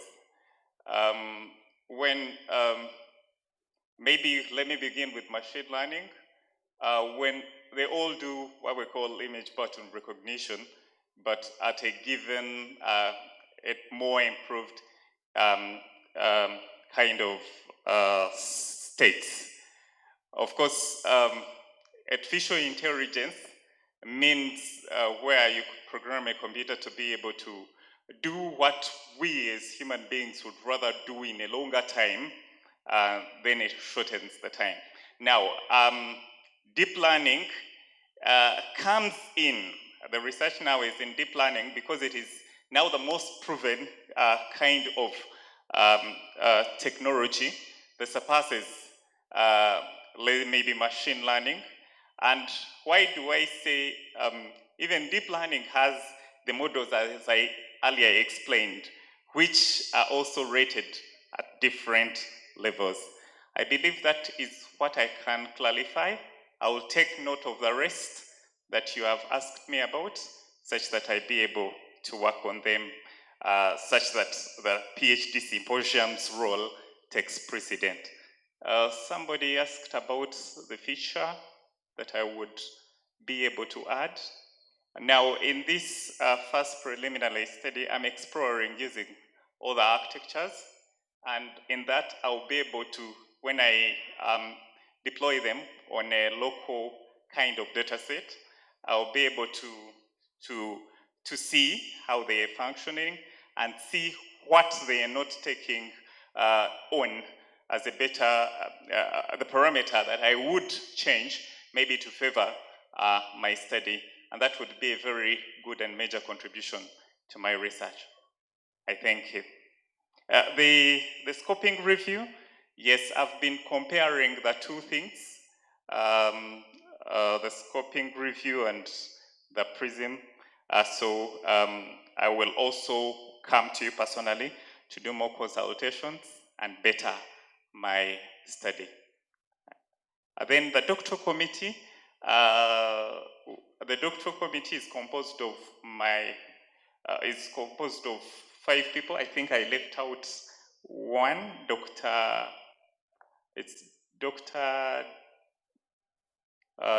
Debra. They have, sorry about that. Maybe what is to add someone. I think the coordinator will help me to undergo and achieve that. Sorry about that. Subject expert on potato. On potato. Yeah, in this.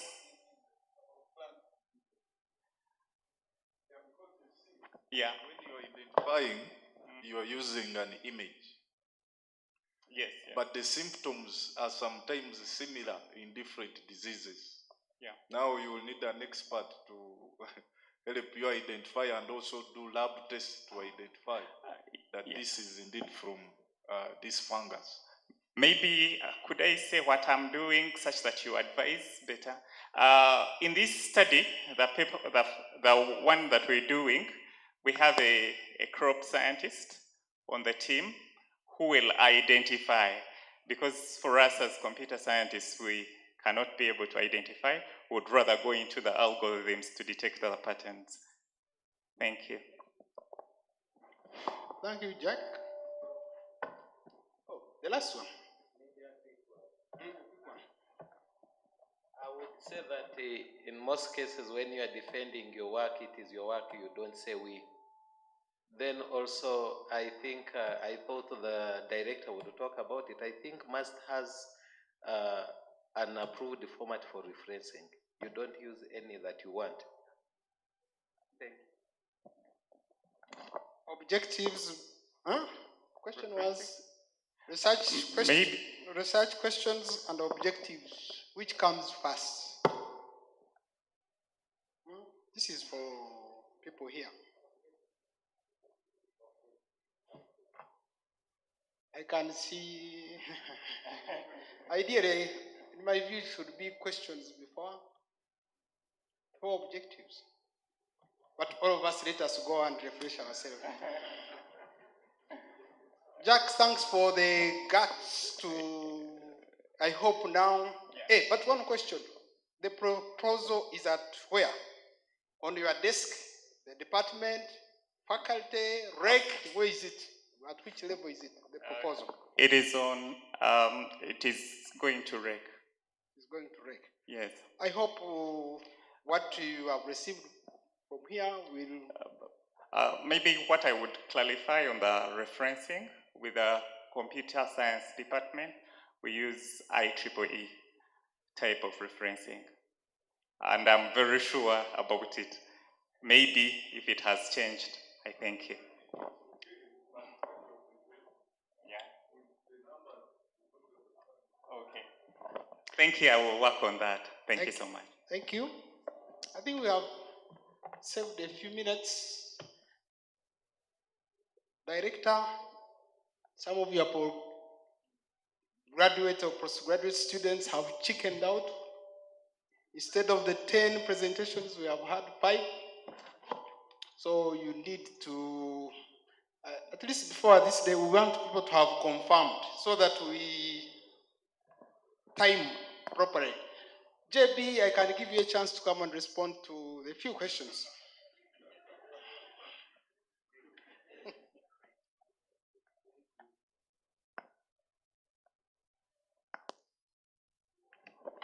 Thank you very much, Professor, for that time. So I can answer some of the other questions that were asked, but I did not respond to them. One of them was, what is this thing, clinical outcome? What did you exactly do? Now, that was just a cross-sectional study. I had my tools, and majorly I had 2 tools, one on quality of life, and the other on symptom severity.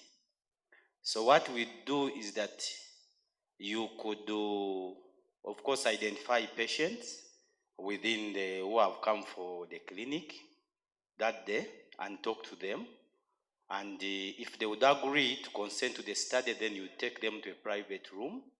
And in that private room, you could ask them questions to do with their quality of life.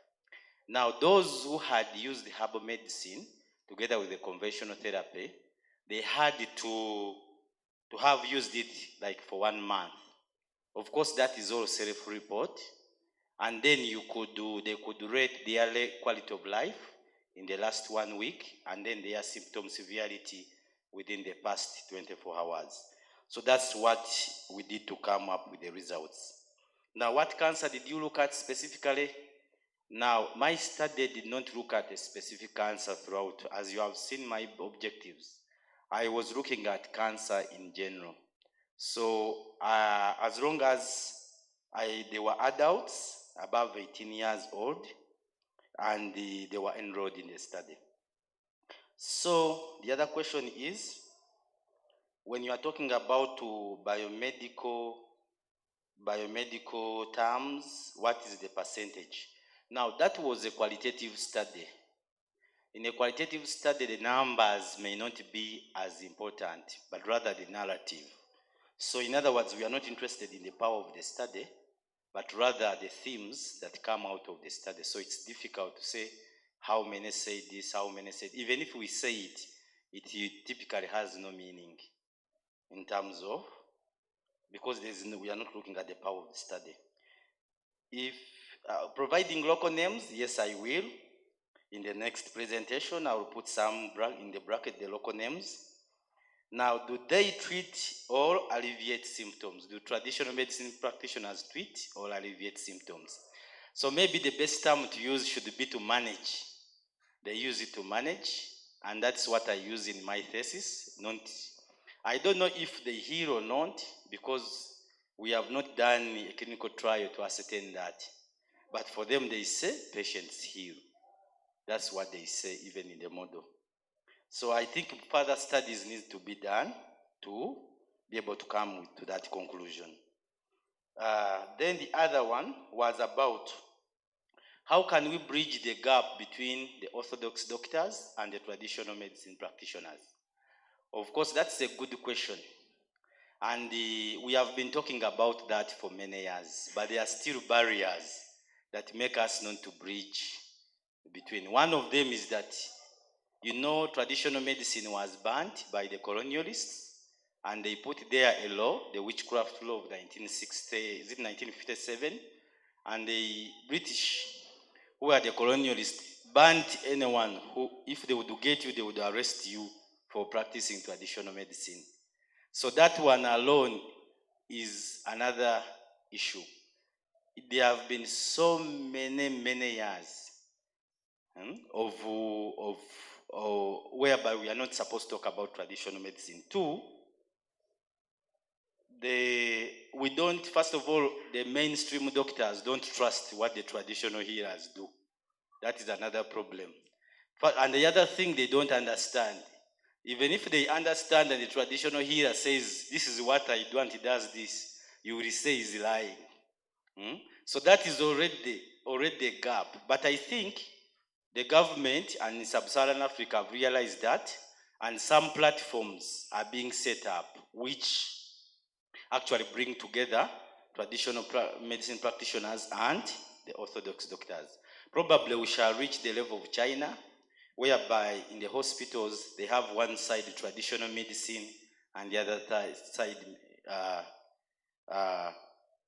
the Western medicine. But they have gone through a long way. We are in the process. JB, just to add something, I think we already have an act, Yes. the Traditional and Complementary Medicine Act. Yes. So I think when you do such a thing, you're supposed to really give recommendations that are directing towards the implementation of such an act. Okay. By the Ministry of Health. Okay. Okay, thank you for that. Yes, I know there is an act. Probably maybe we can channel that through that. But there is an effort being in place, like opening up that act. But most of it is mostly concentrating on how to standardize traditional medicine, but not to improve the system of care. That's what we need to know. Maybe we need to talk about that later. Now I've read it. Yes.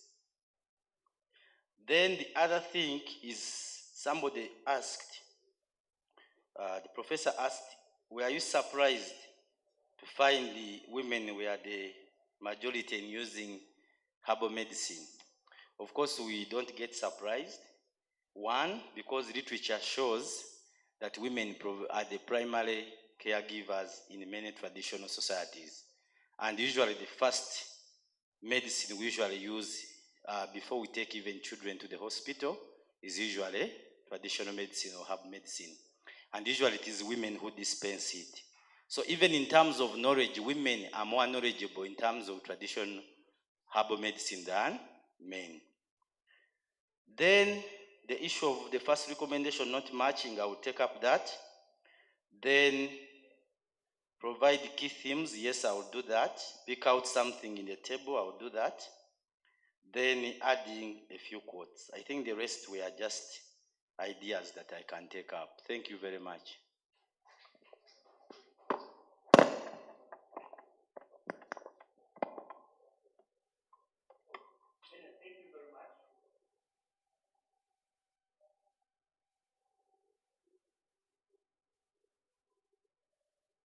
Thank you very much for your wonderful presentation. And I think you are doing great. A quick one. Yes, I know you gave an excuse that for you are not interested in knowing if they are counselors or not.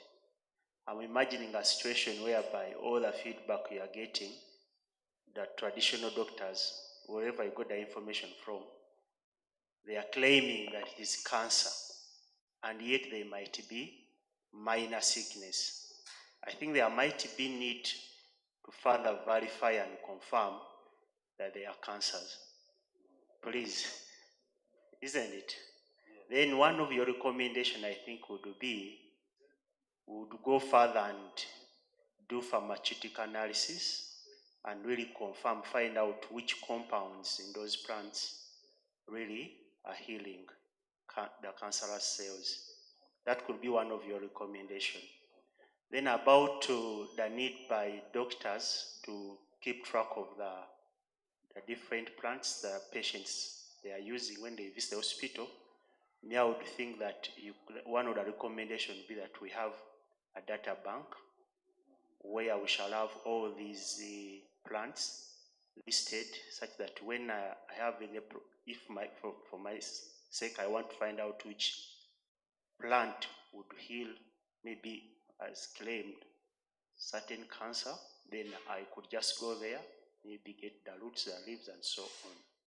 But it's to be very hard for the doctors to keep track of that information, because even themselves, they don't have time. You know it. Thank you, others. You are doing well. Good luck. I wish you well. And I noted that you've always been presenting to this PhD Symposium. Wish you well. So we have someone who has just come in. Dr.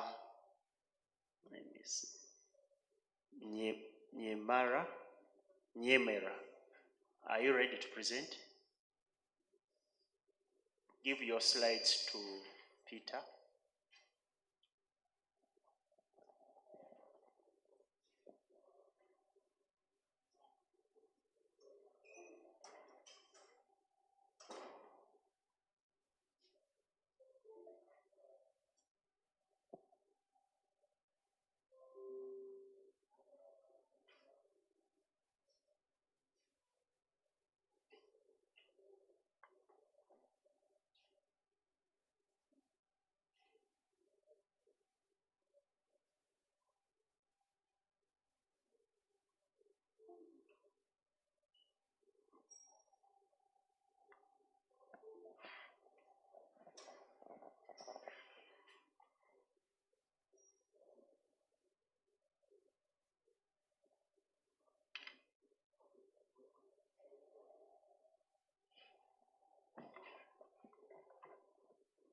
So I think we'll go back to our 15 minutes model. So we'll give you 15 minutes to present your work. We've been waiting for you, so we no longer have the time. So you have 15 minutes to present. Thank you, moderator. My name is Novatus Nyemera.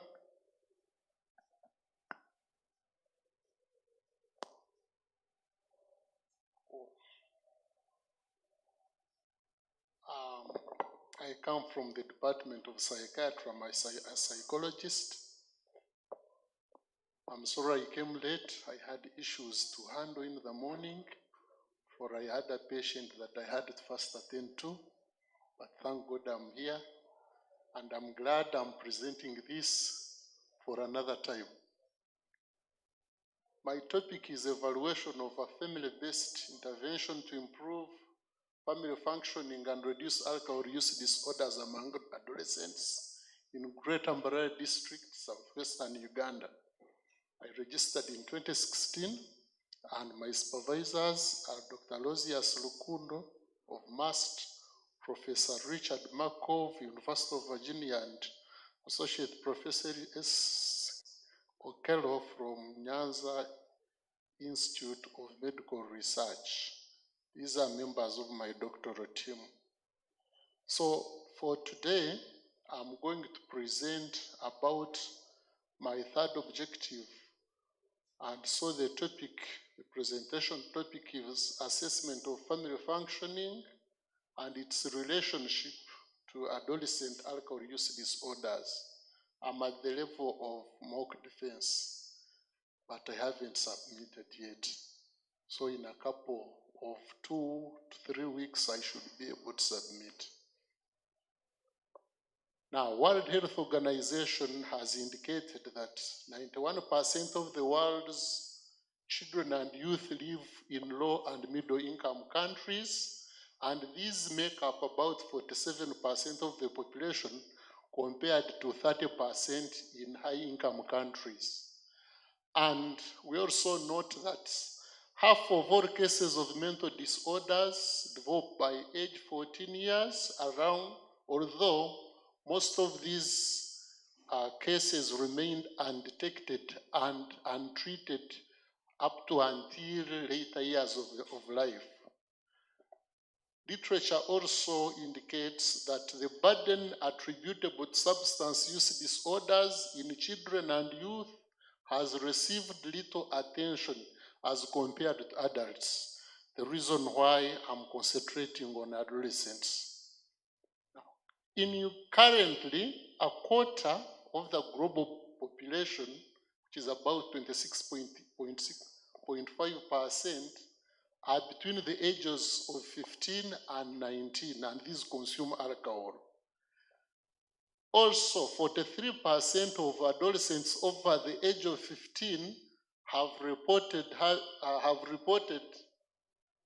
having consumed alcoholic beverages in the previous year, possibly because adolescence is a critical developmental period during which most adolescents are risk takers and experiment with initiation of alcohol use. There is something missing that, okay, alcohol use among adolescents was reported to be 39.1% in South Africa. No, I think I correct it now. The prevalence of alcohol use among adolescents was reported to be 39.1% in Africa, 42.1% in Botswana, and 39.7% in Ethiopia. It is noted to be a leading risk factor for death and disability in sub-Saharan Africa among adolescents, and that it's a risk factor for a wide variety of disorders, among which we have alcohol use disorders among adolescents. In Uganda, it's dysfunctional now.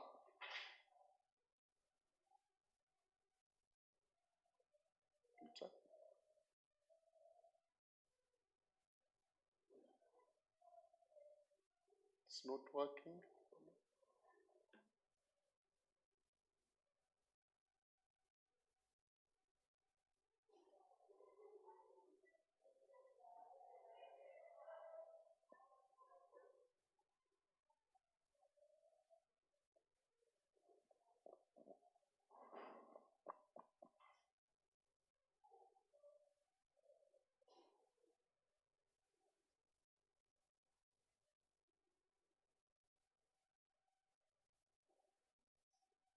So you can note that the prevalence of alcohol use disorders among adolescents is rather very high.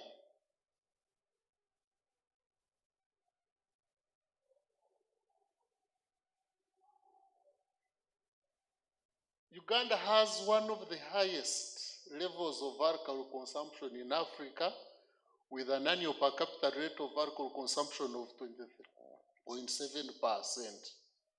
And various factors have been noted for early initiation of drinking among adolescents, partly because of availability of cheap alcohol, exposure to advertisement in various modes, a weak alcohol regulation, and as a result, 5.7% of the population of this population has been affected by alcohol use disorder, posing a public health threat. And in the study, the paper published in this study, alcohol use disorder prevalence among adolescents was at 39.9%, meaning every 4 people out of 10 have developed a disorder. The problem is, we are aware that the family context and family functioning are critical for adolescent health outcomes, and alcohol use among adolescents has been linked to family functioning. The role of family functioning dimensions and their influence on alcohol use disorders among adolescents. There is a gap that exists in understanding how specific aspects of family functioning and family dynamics contribute to or mitigate the risk of alcohol use disorders among adolescents. And given that adolescents have a high risk of developing AUD, such investigation, the investigation of a relationship between family functioning and alcohol use disorders, is very critical and important for early intervention strategies. Novatus, you have used half of the time. Sorry about that. So let me push. Now, the main objective for this presentation is that I aim to establish the association between family functioning and alcohol use disorder among adolescents. This study will be significant because identifying the risk factors within family environment that may contribute to the development of the disorders will inform targeted interventions for at-risk individuals, being adolescents. And there is usually a stigma about the mentally ill. So by recognizing the impact of family dynamics, it will help in addressing the factors which would contribute to this stigma and alcohol misuse. So we believe that at the end of conducting this study, we shall be able to disseminate information about the two variables in communities to help them better get equipped to recognize and address these issues. This study was guided by two theories: the family systems theory, developed through the circumplex model, which conceptualizes three main domains of family functioning: adaptability, cohesion, and communication. So this model assumes a covering relationship between family functioning on cohesion and flexibility and family functioning.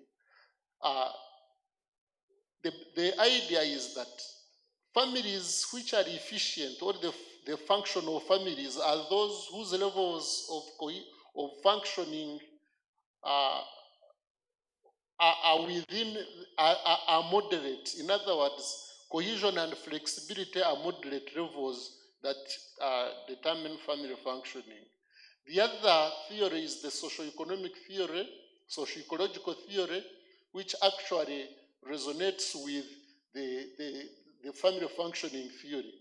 So for this, contextual factors are believed to play an important factor in the cause of alcohol use and related problems.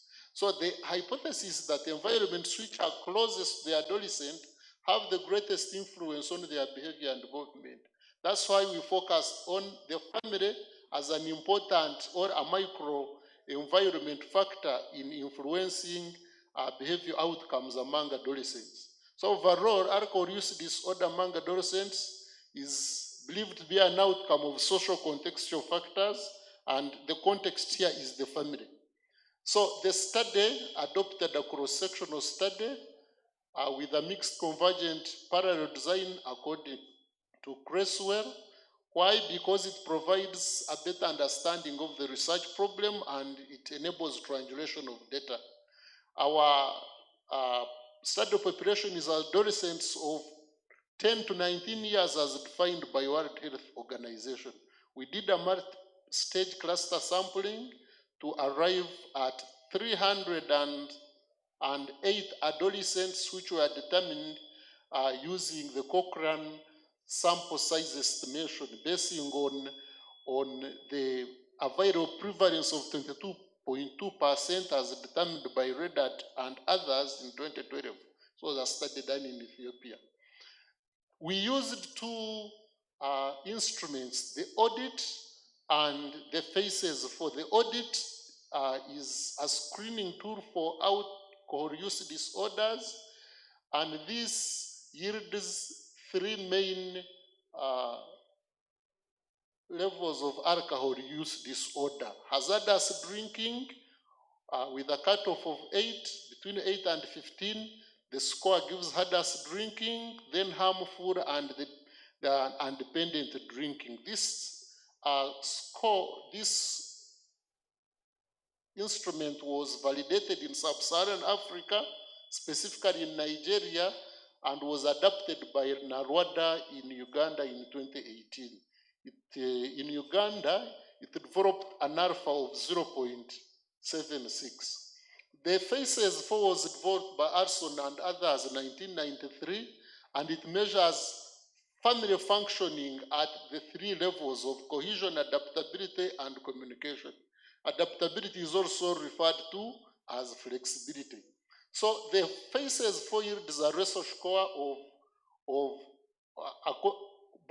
by which assesses the degrees to which a system is balanced or unbalanced on cohesion and flexibility. Families that yield a ratio score of 1 and above are considered to be balanced and healthy, while those below are considered unbalanced. We use the quantitative, of course, in quantitative analysis, this is what we did, and analyzed that bivariate and multivariate levels, benefiting from odds ratios and risk ratios. A p-value of less than 0.05 was considered statistically significant. Ethical considerations were taken care of. So this is the objective, and this diagram describes how the population behaves based on the circumflex model, and it was established that most of the clients, most of the adolescents appeared within the flexible, connected, and enmeshed. So they scored high on flexibility and high on connectedness. This is why you have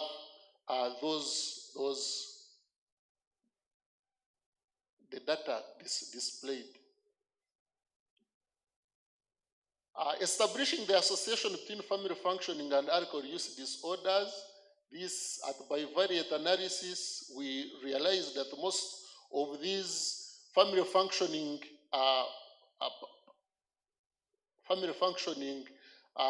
levels and parameters were strongly associated with alcohol use disorders. Then at multivariate level, the odds of developing alcohol use disorders among adolescents were found among very connected families. In fact, there were 20.3 the likelihood of developing alcohol use disorders compared to those who were somewhat connected. And another important finding was that being male had a high likelihood of developing alcohol use disorders as compared to females. We also conducted a multinomial analysis and established that being in dysfunctional families, being raised in dysfunctional families, had a 1.2% risk of developing harmful or dependent alcohol use disorders among adolescents. And the figure was also important for males, that being a male had a high risk of developing alcohol use disorders as compared to being female. So in the discussion, you will realize that being connected, high connectedness or enmeshment is associated with developing alcohol use disorders, which was in agreement with Orson and Clark 2018, possibly because, you see, ideally being connected would be considered to be a buffer against developing alcohol use disorders. But for real, going by the theoretical framework, you realize that when you are connected with other members of the family at an enmeshment level, an adolescent will lose independence and decision making. So an enmeshment becomes a risk factor for developing alcohol use disorders. And for male gender, it is, this study was in agreement with Osman et al. In 2016, Kabama and others, Rukundo and others, 2020, Waithima and R, simply because there is a cultural belief that we consider males to be more, they take a lot of risk. So they are at more risk as they take a lot of alcohol as compared to females. However, this finding disagrees with Ruecha et al. In 2018, Gonsi and Mrug 2013, simply because drinking is more tolerated in males.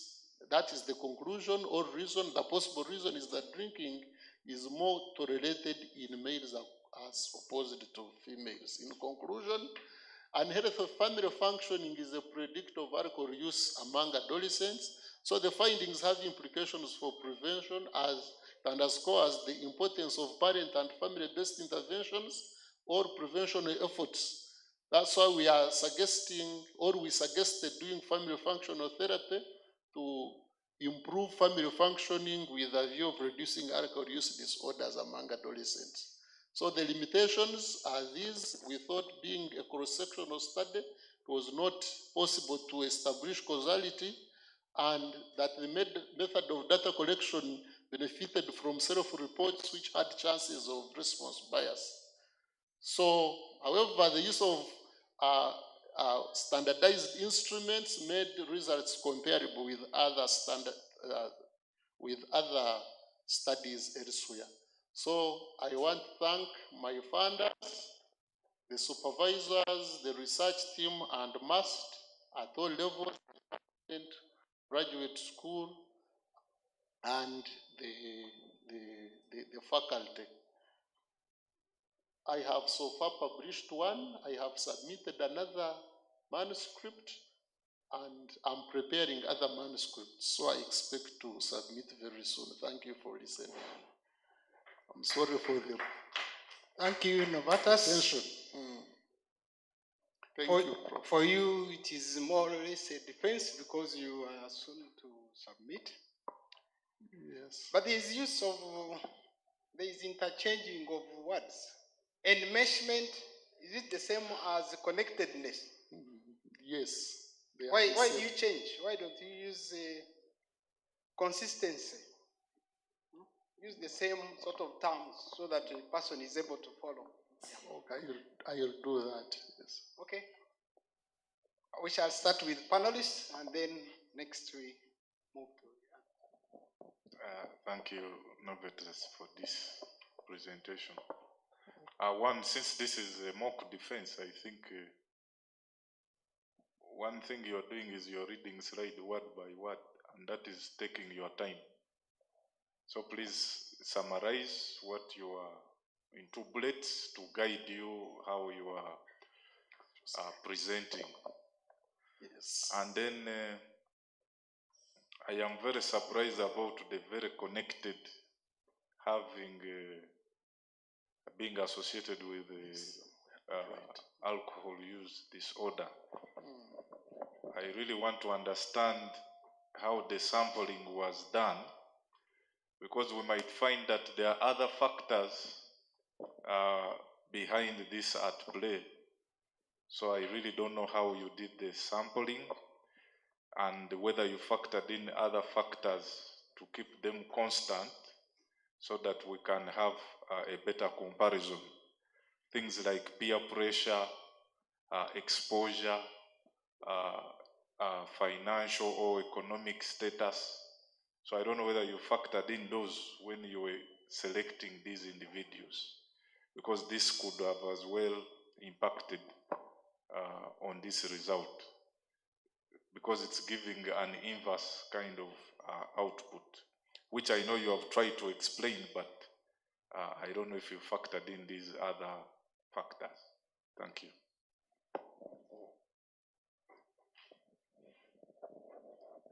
Thank you very much for the presentation, which I think touches almost all of us. Being a mock defense, I would take you to slide number 4.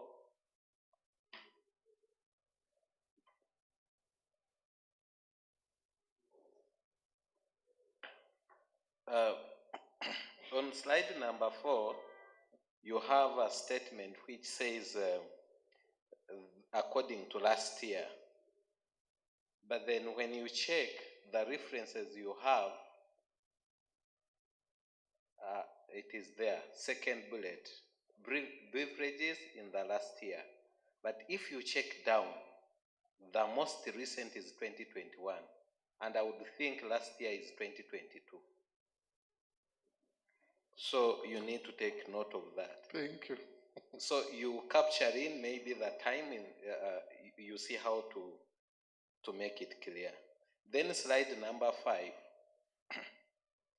This one I also need guidance from the whole house. I think that reference you have, Nyemara et al., is your own publication from this very work. Yes. So I don't know whether you're presenting the same work and then you are getting evidence from the same work. I don't know whether it is appropriate. I would also need guidance because since it is already published, I thought I needed to refer to it. It is the same work, so I think you would base on other findings because you are, whether wrong or right, you are defending the same work.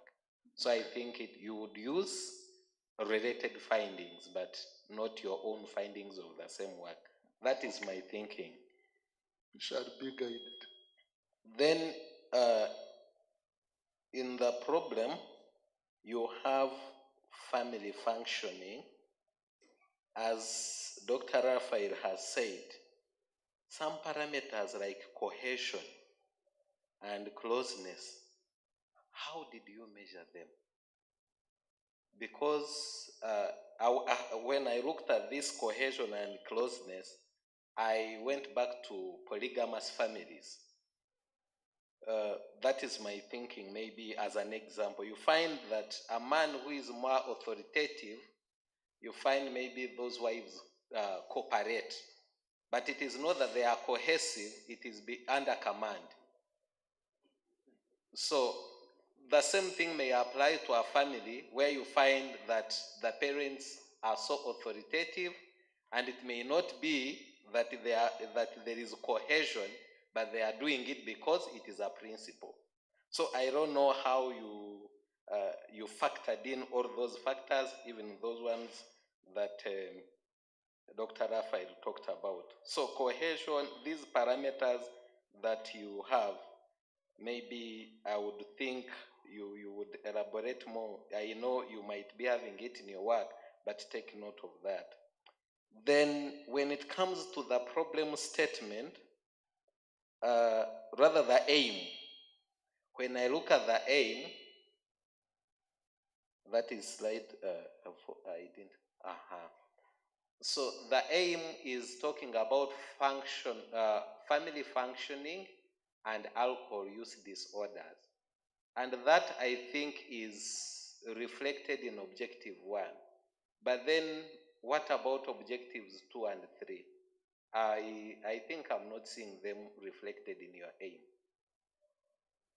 The way, then when it comes to the methods, as the previous speaker said, you have almost outlined a lot. So I would think if you had used a conceptual framework, it would make work easy for you to explain everything that transpired and the variables and how you were able to analyze them. Thank you.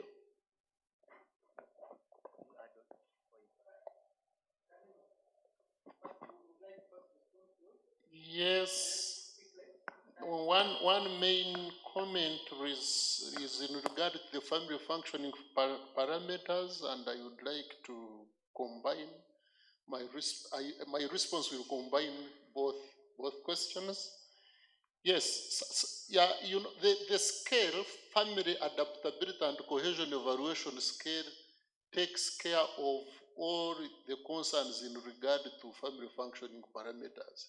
Because what you raised in regard to the cohesion by definition is the bonding, the connectedness that exists between members, in this case, members of the family.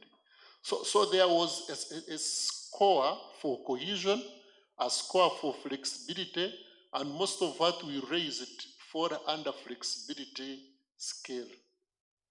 So that's how we considered it. So in as far as for Dr. Raphael's question in regard to how I sampled, I sampled all of them. I didn't specifically consider those. I don't know if I understood your question very well, but we considered all those, but we had to eliminate the meta-analysis, these other factors, to take charge of what we are looking at in terms of cohesion. Okay.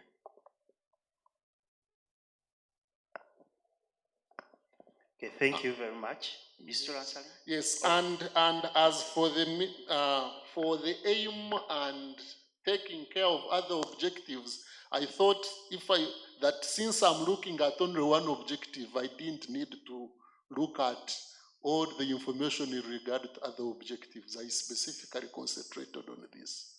Yes, maybe that's what is bringing challenges. Otherwise, if I had to look at all the objectives, maybe it would be clearer now. I didn't consider all. I only, it's one objective. All this is on one objective. Yes. The mock defense I was referring to is after here I should be able to be mocked. But this is specifically one objective. Thank you.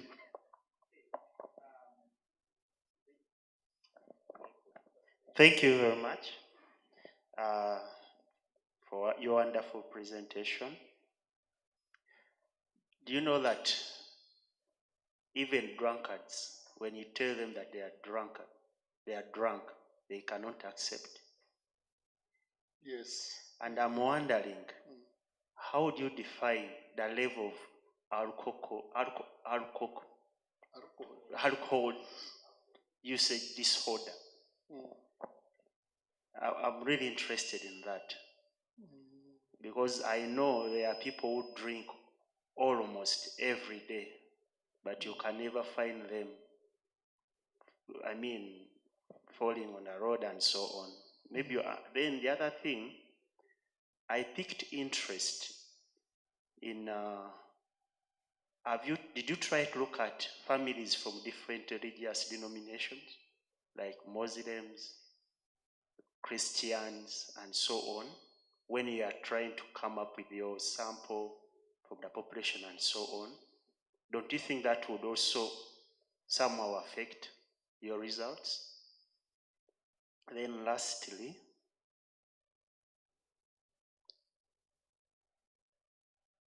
okay, I think for now, those are enough. Thank you. Thank you, Doctor. Let me begin with that question of religion.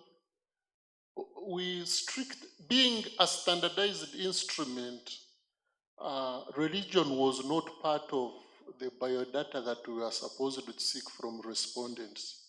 But ideally, we looked at all the adolescents from all religions, but we didn't capture that to analyze it. But probably it has an impact on a bearing on the outcome of alcohol use disorders. The phases 4 does not consider religion to be an important parameter or biodata. Maybe. Then the next question was about how I assessed for alcohol use disorders. The audit is a WHO tool that assesses alcohol use disorders among even the general population. So there is a cutoff of 8 if someone is to be considered to have an alcohol use disorder. Not everyone who drinks develops an alcohol use disorder. So the cutoff is at 8, and above that, you have alcohol use disorders. More comments, questions? I've seen a hand. Thank you so much. It was a great presentation and such an important topic. I had a question about the multivariable analysis. Yes. If you don't mind pulling it up, because I was wondering the ones you selected. I was confused about the p-values at the very end. Okay. That one. Yes. I was confused about the p-values because it looked to me that the p-values that were significant were male sex and primary education, and then also blended family. but you didn't address those. So I was wondering, maybe I was confused about the p-values. No, because of the pressure I was on to rush through, I picked on what I had recommended on, especially the sex and of. Yes. Yes, the ones in bold. They are slightly up, but compared to most of them were not significant. So I considered those which were marginally significant. Yeah, I need to improve there.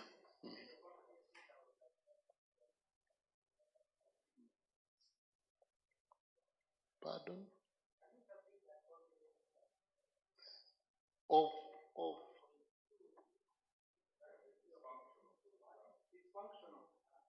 dysfunctional.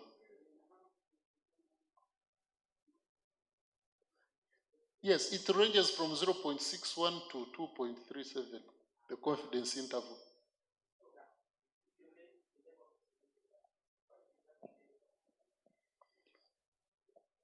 Yeah, the interpretation is that since we have, I don't get you exactly.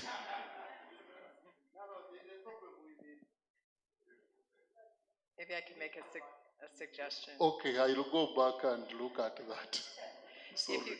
If you think that's an a priori important variable to have in your multivariable analyses, that's fine from a theoretical perspective, but just make sure it's clear that's how you're building your model.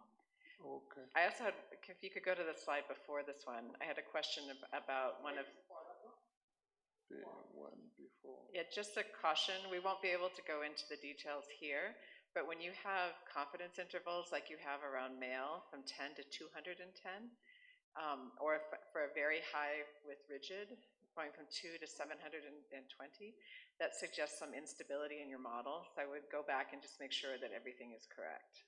Okay, thank you. And potentially driving that is the use of self-report measures, which you rightly commented are recommended by the WHO because they're easy to do and are definitely beneficial. But you also rightly noted that they are potentially biased. And some of your very strong findings here may be because of that social desirability, specifically for women or girls, to not report. And I'm wondering if you have access, I know it's expensive, but perhaps through collaboration, to do some testing for PEth, which is an objective measure of alcohol use. And I think you've done your study, so it may be difficult to go back, but in future work, use of PEth is very valuable, even in a subset that you could weight, to help interpret your larger analyses, because that objective measure can tell you over the previous several days or weeks how much alcohol someone has consumed. Thank you. Novatus, you have seen the statistics are shaky, and all your conclusions are based on those statistics. You need to go back before even you submit. Thank you. Yeah, it's still the same thing. I mean, if you look at sex, family functioning, and alcohol use disorder, why is it that female is the what? Reference point. Is the reference. Mm. Why is it female?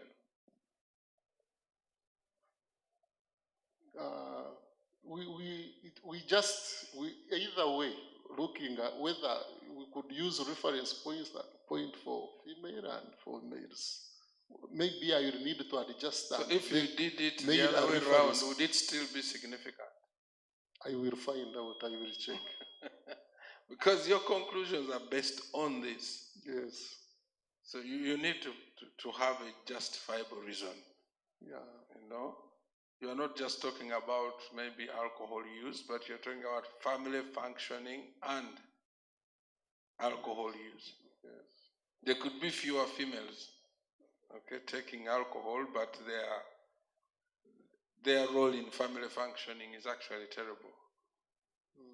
Okay, so you are not just looking at alcohol use, you're looking at those two factors. So you need to think a little bit more. Yes, he has a question.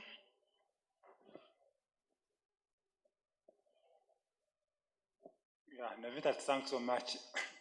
I want to inquire from you, according to the audit tool, whether it specifies the type of alcohol somebody is taking, whether it is waraji, it is whatever, because the alcohol content is also different. Yes, there is, it doesn't specify, but there is a standard for a drink, what is considered as I forget the name, but there is a standard drink actually, which is considered, and it has a certain value for one to consider the standard drink. But in this case, you know, there are some other drinks, alcoholic drinks, which are taken in Uganda, yet they haven't been measured and established for standard and no standard drink. We only considered the hard drinks, beer, then waraji, but not the other drinks which they consider to be energy drinks, yet they have some alcoholic content. Those ones we didn't consider. So the World Health, rather the audit doesn't specify the standard drink or not. That one, I think we are not aware of how much alcoholic content is found in the Entity. Yet these are some of the factors that we need to consider when we look at alcohol use disorders and alcohol use. Yes. Yes.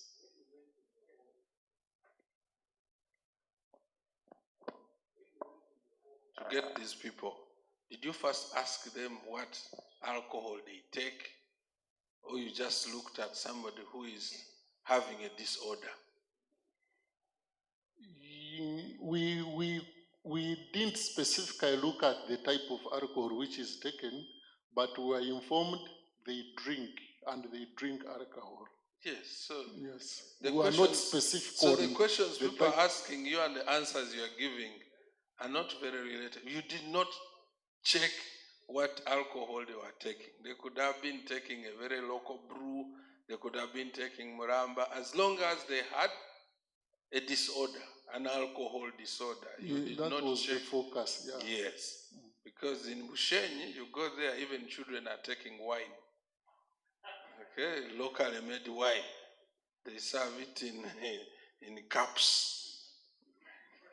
So I think you don't have to dive into that area because it will get you into a lot of issues. For you, you are dealing with alcohol use disorders. Yeah. You know, as long as somebody was said to have a disorder, which you also have to describe. What did you mean by the disorder?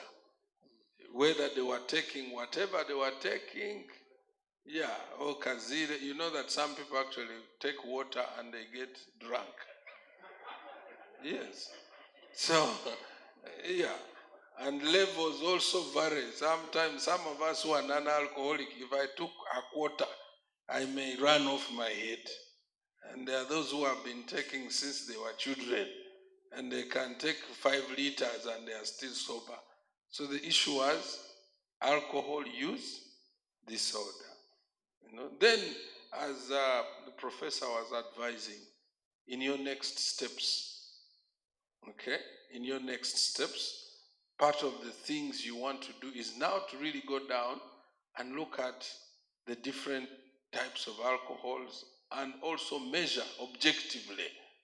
You know, Dr. Rukundo was telling us about people who deny, you know, did you take? I said, no, I last took 6 months ago, when actually even yesterday they took.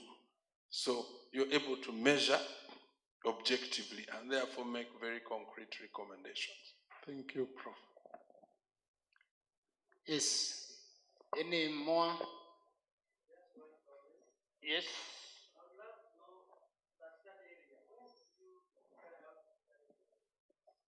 Thank you. I did the study in Uganda.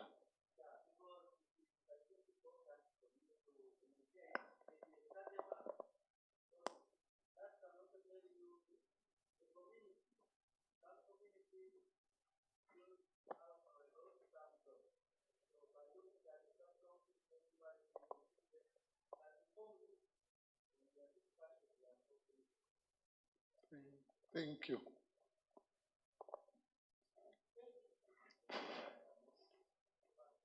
Why Ivanda?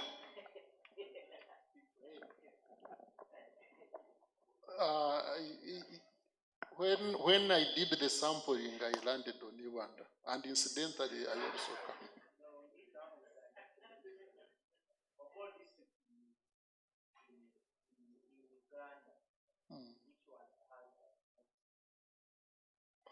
Oh, so Uganda,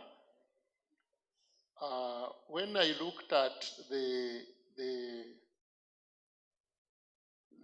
district statistics, I found that agriculture is one of the main economic activities, and people indulge much in brewing warrage in the area. So they earn a lot from bananas, and part of the economic activity is brewing. So that was one of the reasons why it fitted in the area of study. My study was in this western region, so I couldn't go to Kayunga. I haven't heard about it. Maybe I will try to read about what is happening. But in what you are Kayunga. getting is maybe similar questions you are going to get from reviewers, Yes. examiners, and Yeah. even in your defense. So you need to have a scientific sort of justification for what you did. Or maybe it was just a case study. You wanted to focus on Ibanda because of the reasons you are giving. But there are many areas where, of course, all over the country, anyway, the alcohol is everywhere. Yeah. So, no, but why did you give us one objective? I thought now you would give us a whole package. You are in the process of. Why did you choose one objective? Yes, one, I thought the time I had was enough for this objective.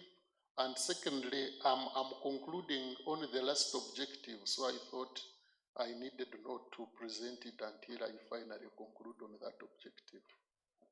But you said mock do what? Mock presentation? I thought after here. Well, thank you. No, But I'm almost done with that last objective. Yeah. Hey, the director now is coming in with the directorate issues. Thank you very much, Novatus. Yes, Prof. Which district do you come from? I come from Uganda. You see? And you sampled Uganda. Okay, I think you are lucky. You came late, but you benefited. All these questions are going to come up when you are defending. So you better get prepared when you have answers for them. Now, did you say you registered in 2016? And you are a registered student? Yes, I'm a registered student. Okay. I hope it is true because you have to register every year, which means you have to pay every year. This is to all students. And you are saying you want to submit notifiers that you are submitting. Is it so? You said you want to give a notice of intention to submit. I've given a notice already. Oh. Yes. It was received by the directorate? Yes. And you have how many publications? I have one, but I'm hopeful another one is coming out soon. Oh. Yes. But you know you were supposed to have two. Yes. And one manuscript. Yes. So have we responded to your submission? Yes, you have responded. That you get another publication. Yes, that one and financial issues. Okay, that's what I wanted you to be aware. Yes. That you don't submit then we flex muscles. You are not moving, I'm moving, you know. And yes. And the auditors come and strangle us when you are there relaxing. So this benefits all students, You are supposed to have 2 publications and 1 manuscript at submission of the book for examination. Short of that, it may not be possible to push your book for examination, and you must be having 0 balance fees. Recently I started getting a commitment to clear the fees as my book gets examined. That is not allowed, and you should take a note of that.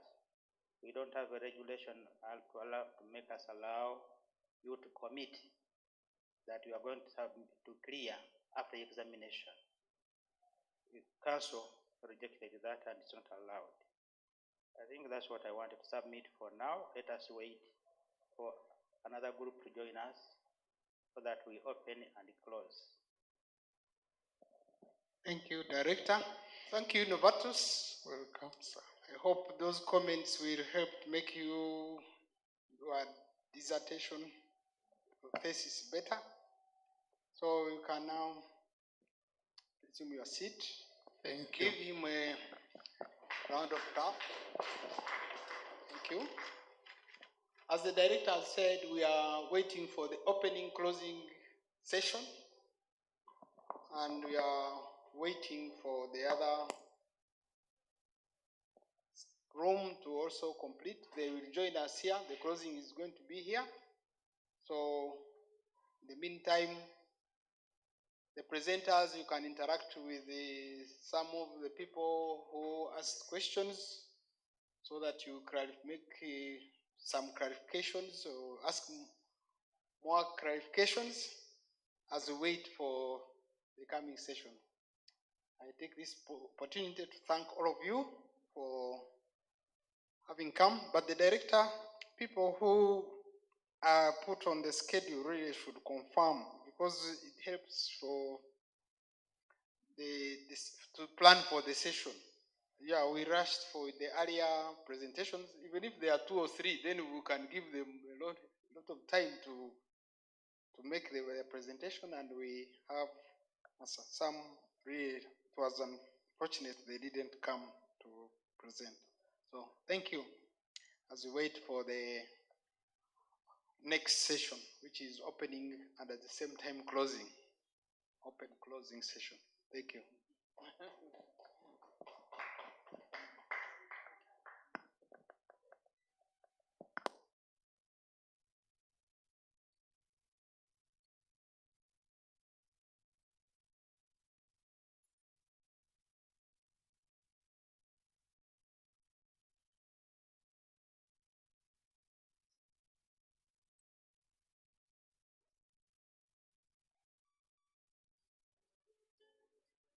So he walked up here, tipped his hat, and introduced himself.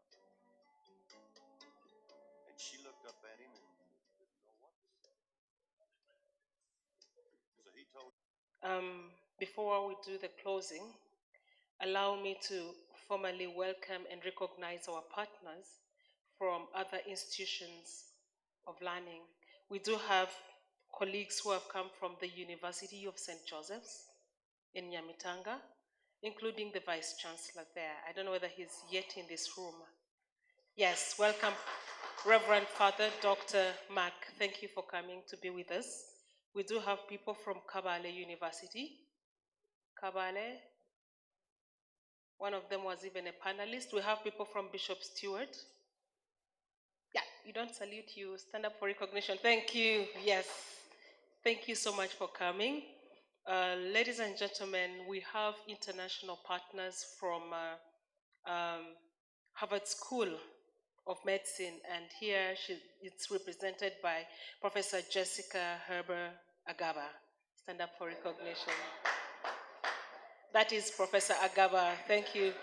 I don't know that she has a chance to meet Professor Agaba. Director, I'm challenging you that Professor Agaba meets Professor Agaba. Yes, before she travels back. We do have Dr. Peter Oates, who is the director for the First Mile Project here at MAST. Thank you for coming. We do have our sponsors of the different events under the Global Health Collaborative.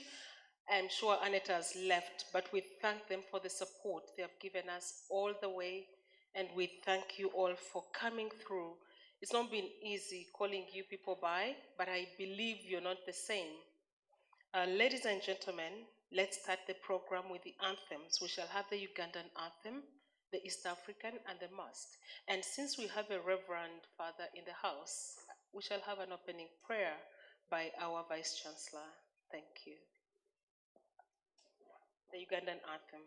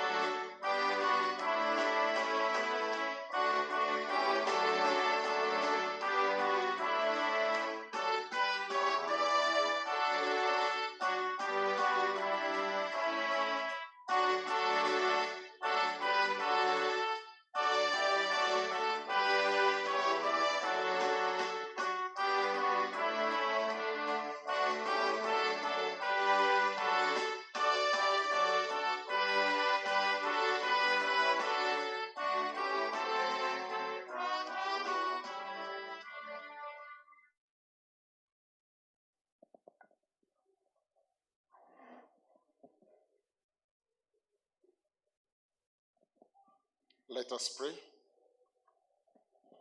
Our Heavenly Father, we want to thank you for bringing us here together on the 8th annual PhD Symposium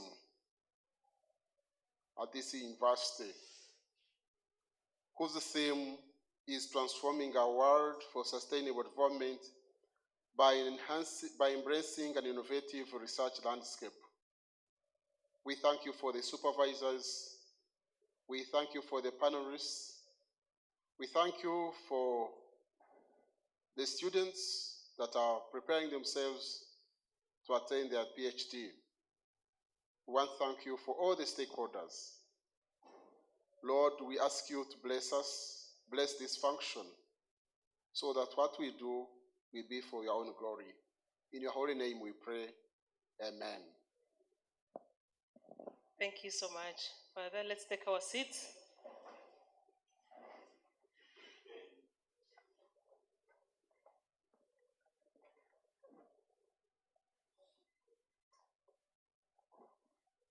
Ladies and gentlemen, once again, welcome to the 8th PhD Symposium.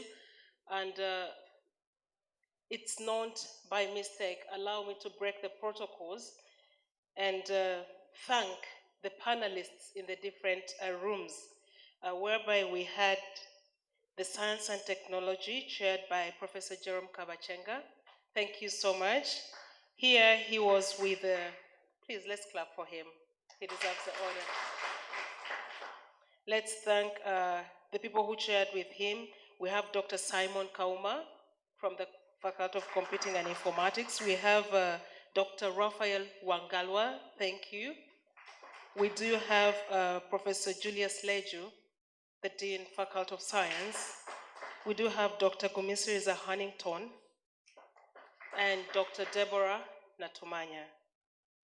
Thank you so much. In the other room of where we had humanities, society, and business management, we had the chairpersons as, we had Dr. Robert Murisa, the chairperson there. I think he's a goner, but we can clap for him. He's watching us live. Yes, we do have, we had Dr. Henry Mutebi. Thank you so much. We do have Associate Professor, oh, sorry about that. Associate Professor Godfrey Barije, and he stood in and saved the day. Thank you so much, Associate Professor. He is a lecturer in Kavala University, as well as the Director of Quality Assurance, University of St. Joseph's. I got it right? Does that? Yeah, I got it. We did have Father Reverend Dr. Karemira Mark Deus, who is the Vice Chancellor of St. Joseph's University, Dr. Chijambu Frederick, the Dean, Faculty of Business and Management Science, and we do have Dr. Sarah Nabachwa, who was unable to join us today. Ladies and gentlemen, let's thank our panelists and examiners at this moment because they gave us insights.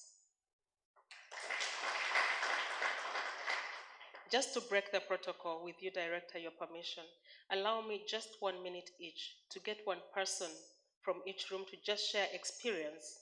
Thank you so much. Let me have a volunteer from Science and Technology to come and share in a minute what you've received from this symposium. A student? Yes. Yeah, please come. Feel free. And they asked you tough questions, but you've come to share. Hope you're not going to say they nailed you seriously. Good afternoon, everyone. My name is Jack Turuawe, and I'm doing a PhD in computing. I'm so honored and privileged to have attended and presented in this session because it was so educative and so elaborate and I got so many insights towards improving my research. And I have also gone ahead to interact with people that asked me questions one-on-one. It has been so impressive and it has impacted me so much and has smoothed my journey towards submission and then completing my research. I thank you so much. May God richly bless you. Thank you so much. Graduation in the next 1 year. Humanities, in the other room of humanities. Yeah, please come and feel free.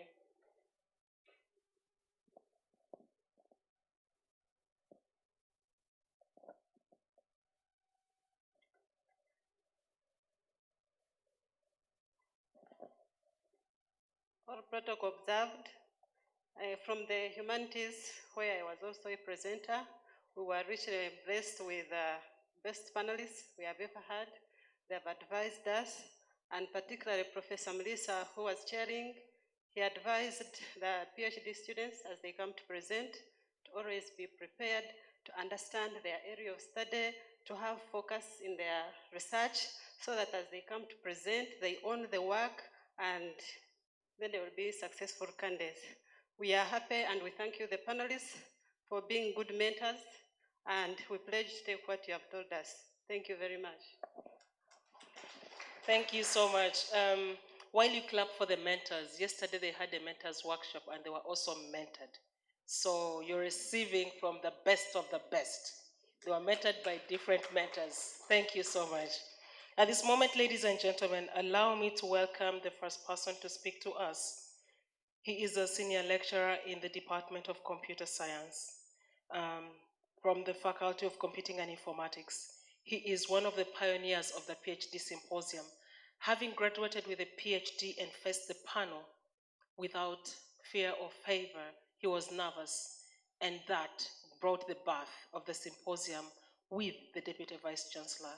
Ladies and gentlemen, join me in welcoming Dr. Fred Kagwa, and he gives us his speech about the PhD Symposium and why we have a PhD Symposium.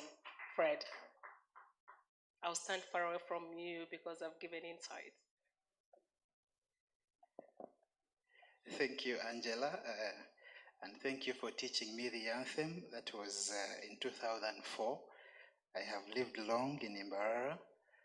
I saw many people were quiet as we were singing the anthem, and I was indeed able to sing it. Well, I want to officially welcome us. It is joy to my lips. Each time I see PhD students gathered to showcase their progress. The purpose of this symposium is to actually showcase how far we have gone and to receive positive feedback or criticism.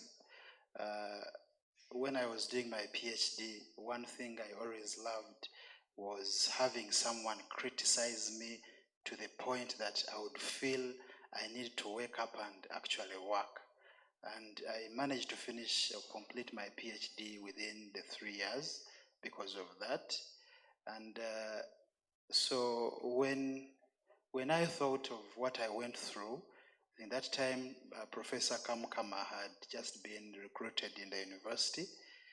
We thought of a venture that would support students in terms of improving their work, but also to bridge the gap. There was always this story of the PhD is a lonely journey, and I said, yeah, well, it can be lonely if you do not have people you work with. I always made sure that I try to work with people, because if I was alone, it would be difficult. I would not think quite alone. There are lots of, there were staff who are doing masters, but I tried as much as possible to contact and consult them, because there are concepts that I needed to use and I could not understand them, but some of these were known to a master's holder or someone doing masters. So when it comes to PhD, I realized that the more you get in contact with other people, the better you actually become. And it has really changed a number of people. I am glad that in the 8th symposium, so far the graduation rates actually at MUST have gradually increased for the PhD candidates. That is my joy. That is my joy when I see people graduate with their PhDs. That is my joy. I find a number of people on compound. I ask them how far. So sometimes they have named me how far because of the PhD symposia, but it is really a good venture, and I want to encourage those who are not here that please, next year we are actually going to do it quite even more, a bit different, because we're going to start the planning quite early, and we expect more interesting things during that time. So please, it is not a defense. Some people come already biased that they're going to ask me tough questions. Yes, please accept the tough questions. And don't put feelings, because when you put feelings, you will not learn. Don't over-defend yourself. We don't defend ourselves. We defend what we have written. And how do we defend what we have written? By putting the knowledge and, of course, using critical reference to the knowledge or to the information that we have written. So come with a positive mind, live with a positive mind, and each time you get comments, sleep over them, take 2 days, the following week, sit down and start reflecting, and then move forward. So I am glad, and I pray that if we invite you next year, please come in more numbers, even those who are watching us online. Please, we invite you from wherever you are. It is possible. If you are within, you can present physically, and if you are far away, you can still present digitally. I thank you, and I welcome you to the PhD Symposium, the 8th Thank you.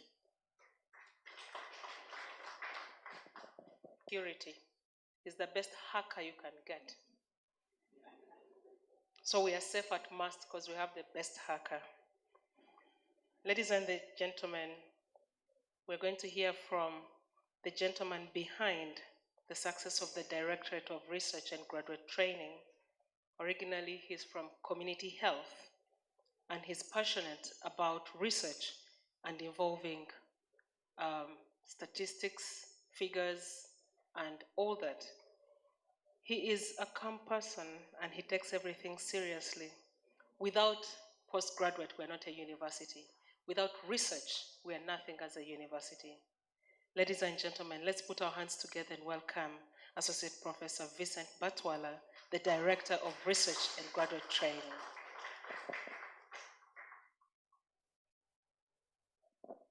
Thank you, Angela.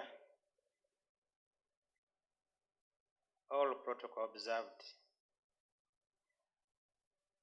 You are welcome to this 8th annual PhD Symposium.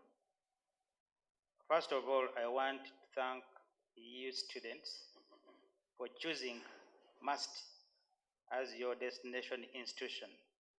I believe you made the right academic affairs, Professor Nixon Kamkama.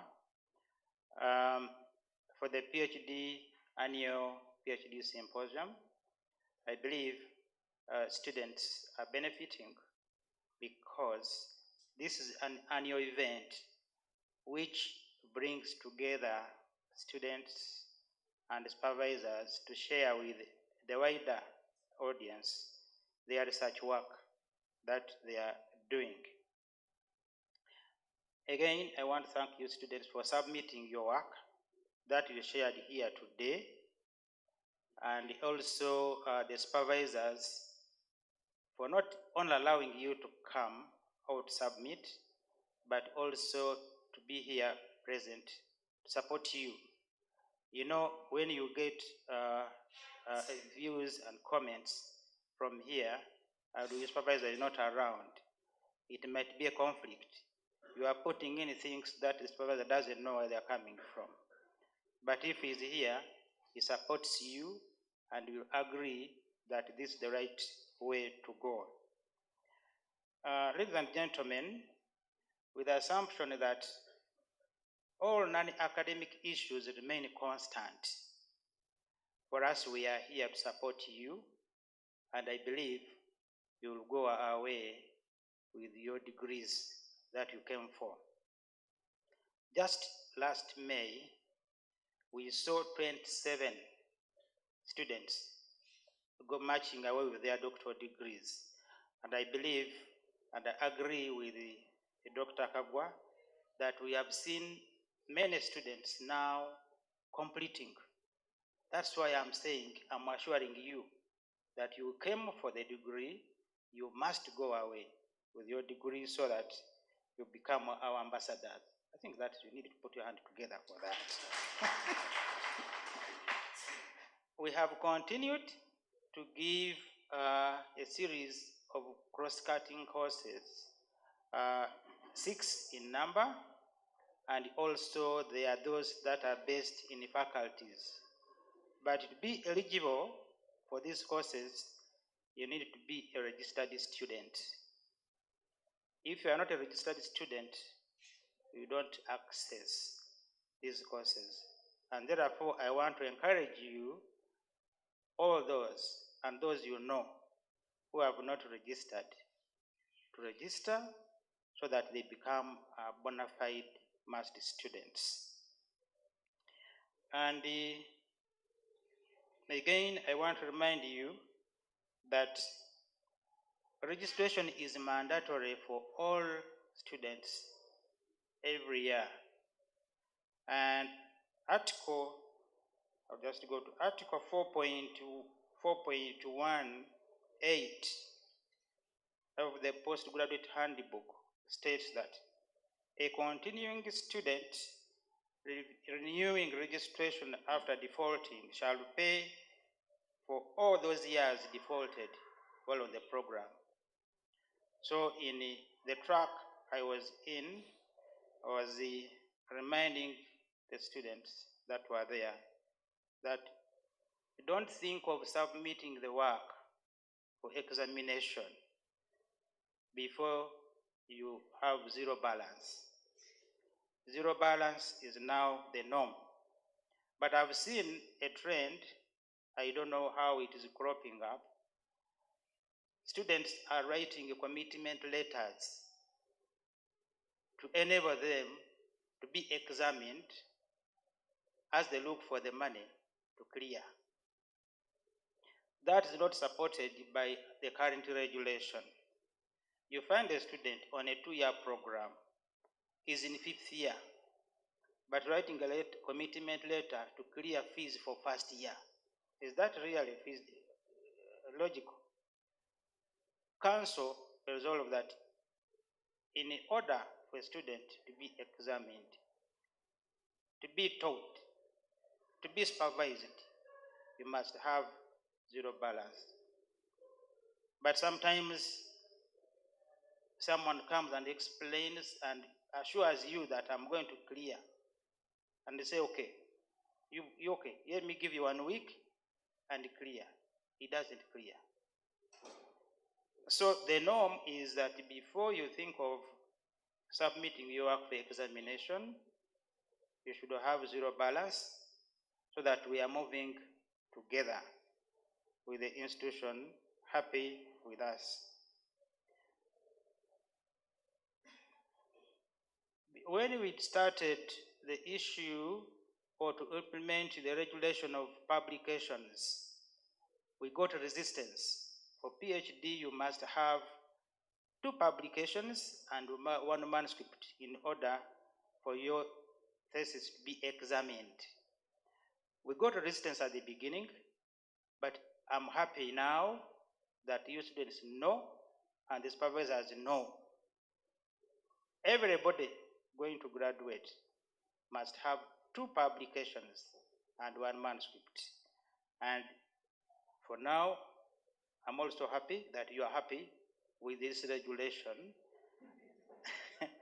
With this regulation, so that you are pushed to publish. Once again, I welcome you and thank the management and all those who have supported us in organizing this symposium that has succeeded to now. And I want to thank Reverend Father Kalimire. You've been supportive with us. You are always our external examiner, and you give your reports in a good time. Thank you very much.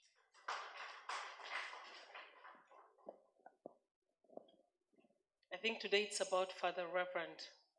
Thank you so much, because it's hard for a religious leader to mark and then counsel the student who has failed, but you do it well. May God bless you for what you do. As you mark the student, then you tell them, sorry, you have to fail, but God loves you. Oh, God. It's really hard to take in. Yes. Allow me, ladies and gentlemen, to thank our service providers. We've had a good public address system from City Sounds and Events. And for more details, I think they'll talk to me nicely. But let's thank them for the good address system. We've not had problems like we always do. And I don't know what you did. We've not even had power breakouts. Thank you so much. We thank EIT. This is an innovation that came up during the lockdown, whereby this is empowering the youth in technology. Okay, when I'm talking about you, you smile a little bit, EIT. He's serious at his work? Yes, I got you. Thank you for the services. People have been able to follow online, and at least we have about 82 people participating online. Thank you so much. That was great of your work. And then to the Welfare University Inn has done us justice to giving us enough of the food. Thank you so much. Ladies and gentlemen, at this moment, let's welcome none other than the man. Which man? Why are you standing up? I've not yet even invited you. The chairperson The last man where? There are men here. Professor Joel Bazira to speak to us. He has not allowed me to introduce him. Yeah, thank you so much, Angela, and thank you so much, everyone. I'm actually standing in for the Deputy Vice Chancellor, who was supposed to be here to open and close this symposium, but he's also engaged in a PhD defense, so he's still in the symposium mode. So he's also producing more doctors. So I would take this opportunity to thank everybody. You know, of course, when people are invited for a symposium, the first thing that runs in their minds is the questions they are going to ask me. You know, but thank you so much for not running away, not chickening out, but coming with boldness to answer these questions. And don't fear questions, because these questions help you to improve. They become another eye for you, because there are things, you know, when you're delving into your subject, there are things you never look at. And it takes somebody outside to say, hey, look at this. And then you look at it and then you move. So this is like an improvement process for your work, helping you as you go through the journey. I kind of look at this like light in the tunnel. When you're moving through a tunnel, if the lights are switched off, it may take you too long to get out of the tunnel. And somebody says, oh, there's light at the end of the tunnel. And then somebody says, why would you put light at the end of the tunnel? I mean, I would have been lost already inside the tunnel. I need the light inside the tunnel as I walk through. And so this PhD Symposium is like that light in the tunnel, helping you to navigate the corners, the bends, and in the end, you will come out better. So I'm happy. I was on panel 1, and I saw people presenting with boldness, ably, and so please keep it up. Keep going. This is science. We are grateful to the university for funding this event and accepting it to be here. The DVC is very emphatic on no inbreeding. That's why we have our colleagues from other universities coming here to be panelists, and we pray that you don't get tired, because around the same time next year, we shall need your services. We want to keep improving our graduate training. I was talking to the director that our spotlight is now on PhD training. We've done a bit well on the masters. Now we want to push our efforts to improving PhD training and supervision, making sure that the people we release out of our university are up to the task, up to the job. And on that note, I'm also grateful to Professor Jessica, who really spearheaded the mentors workshop. And she's very passionate about mentoring. At break time, we had a chat on how we can take this further, and she has very brilliant ideas. And please don't give up.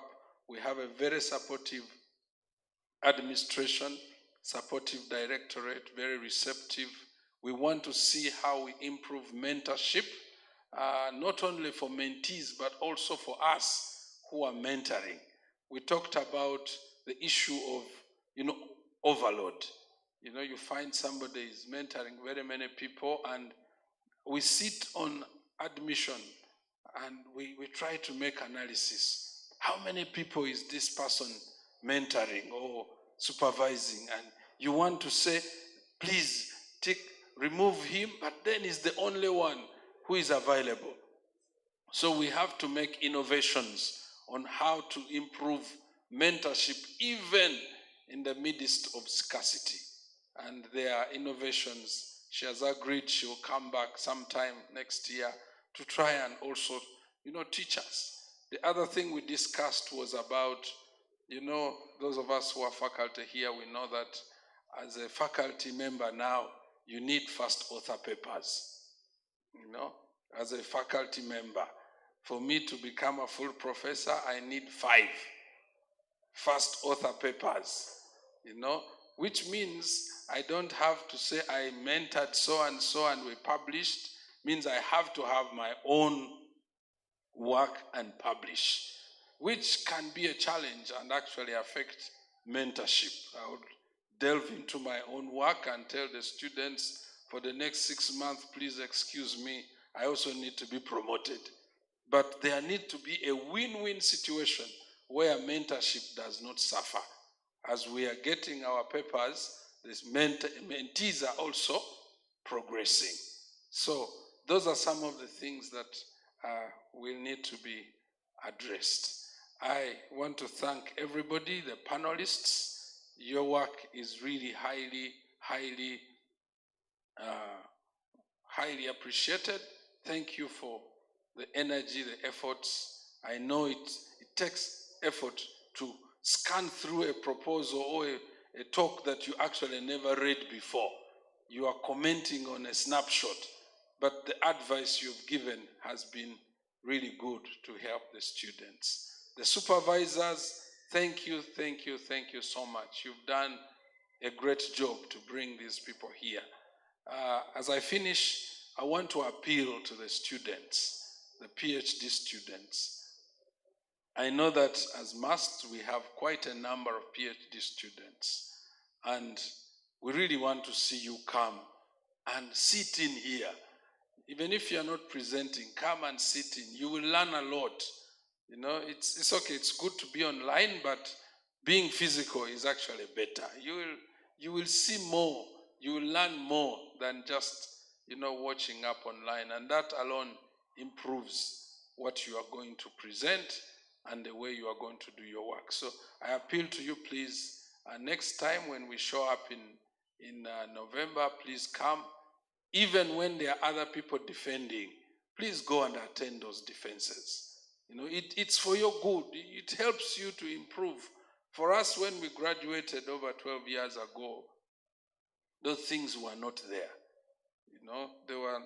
They were not there. So you just had to figure out, how to move your journey. But now, things have been put in place for you. One of the challenges that we have in Uganda, somebody said, God gifted us too much. He gave us too much food, too much rain, too much everything, so we sleep too much. So sometimes when there is too much for you, you kind of take it so much for granted. Please be part of it,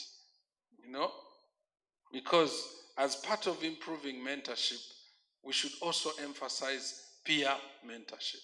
You talk to each other and critique one another. I've observed that when I have other young faculty in the room, they actually ask harder questions than the ones I ask.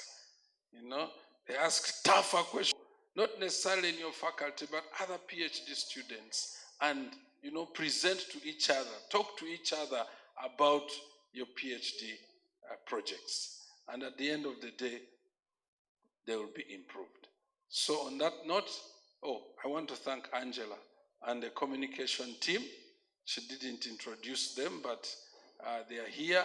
They are part of the people that are sending out messages to Twitter, to Facebook, taking nice pictures of us. Thank you very much, and keep doing the good job. 2 announcements. I'll start with the one for tomorrow. Please, tomorrow at 8 a.m., you are all invited to Las Vegas Hotel, which is just on their way to this place. Please come. We are going to have dissemination. This was symposium. Tomorrow is dissemination. It's a big day for us as a university and as a directorate. So you're all invited. There will be research from undergraduate to senior researchers. So please come and be part of that symposium. It starts at 8 in the morning, and it also starts with presentations. So please come early. Don't say people don't keep time. If you are a presenter, please keep time. Tomorrow we shall start. Even if there are 3-4 people in the room, we shall start the presentations. So the chairs, the presenters please come and we take off. We've been able to end a bit early today because of that kind of arrangement. We hope that we'll do the same even tomorrow. The last announcement is that there is lunch. Okay? That one is for today. So those so there is lunch. I think it's where we had the break tea from. You could just walk up there and get to that one. And for those members online, thank you so much. You see what you have missed. You can have lunch at your own cost, and God bless you so much. Thank you so much, Associate Professor. You know, I'm not so used to these things, but by the powers entrusted unto me, I open and close the symposium. That's a good one. Yes, ladies and gentlemen, Associate Professor Bazira has told us to go to Las Vegas. And the people in the US will know that Las Vegas is just a party time. So we're not going to party, have fun, but to disseminate information. One important thing I want to share with everyone in the house, they have talked about publications. Publications bring visibility to the university. But when you publish without the university's name, I mean email address, we are not making progress. Do we all have university emails? So and so at must.ac. We don't have them? Eh? Students? Students who have? They have not registered. So they get you somewhere. So I would like to take this opportunity. During lunch, contact me. You sort out the payments later. May at least let me give you the email address because I need the visibility.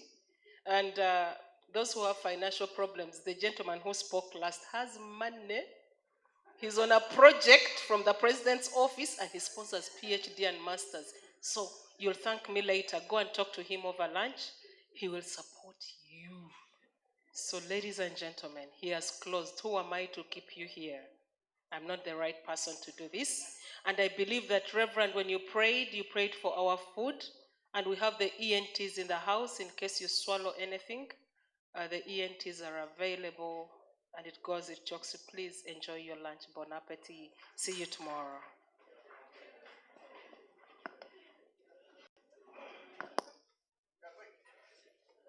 You're watching AYIT TV, empowering you.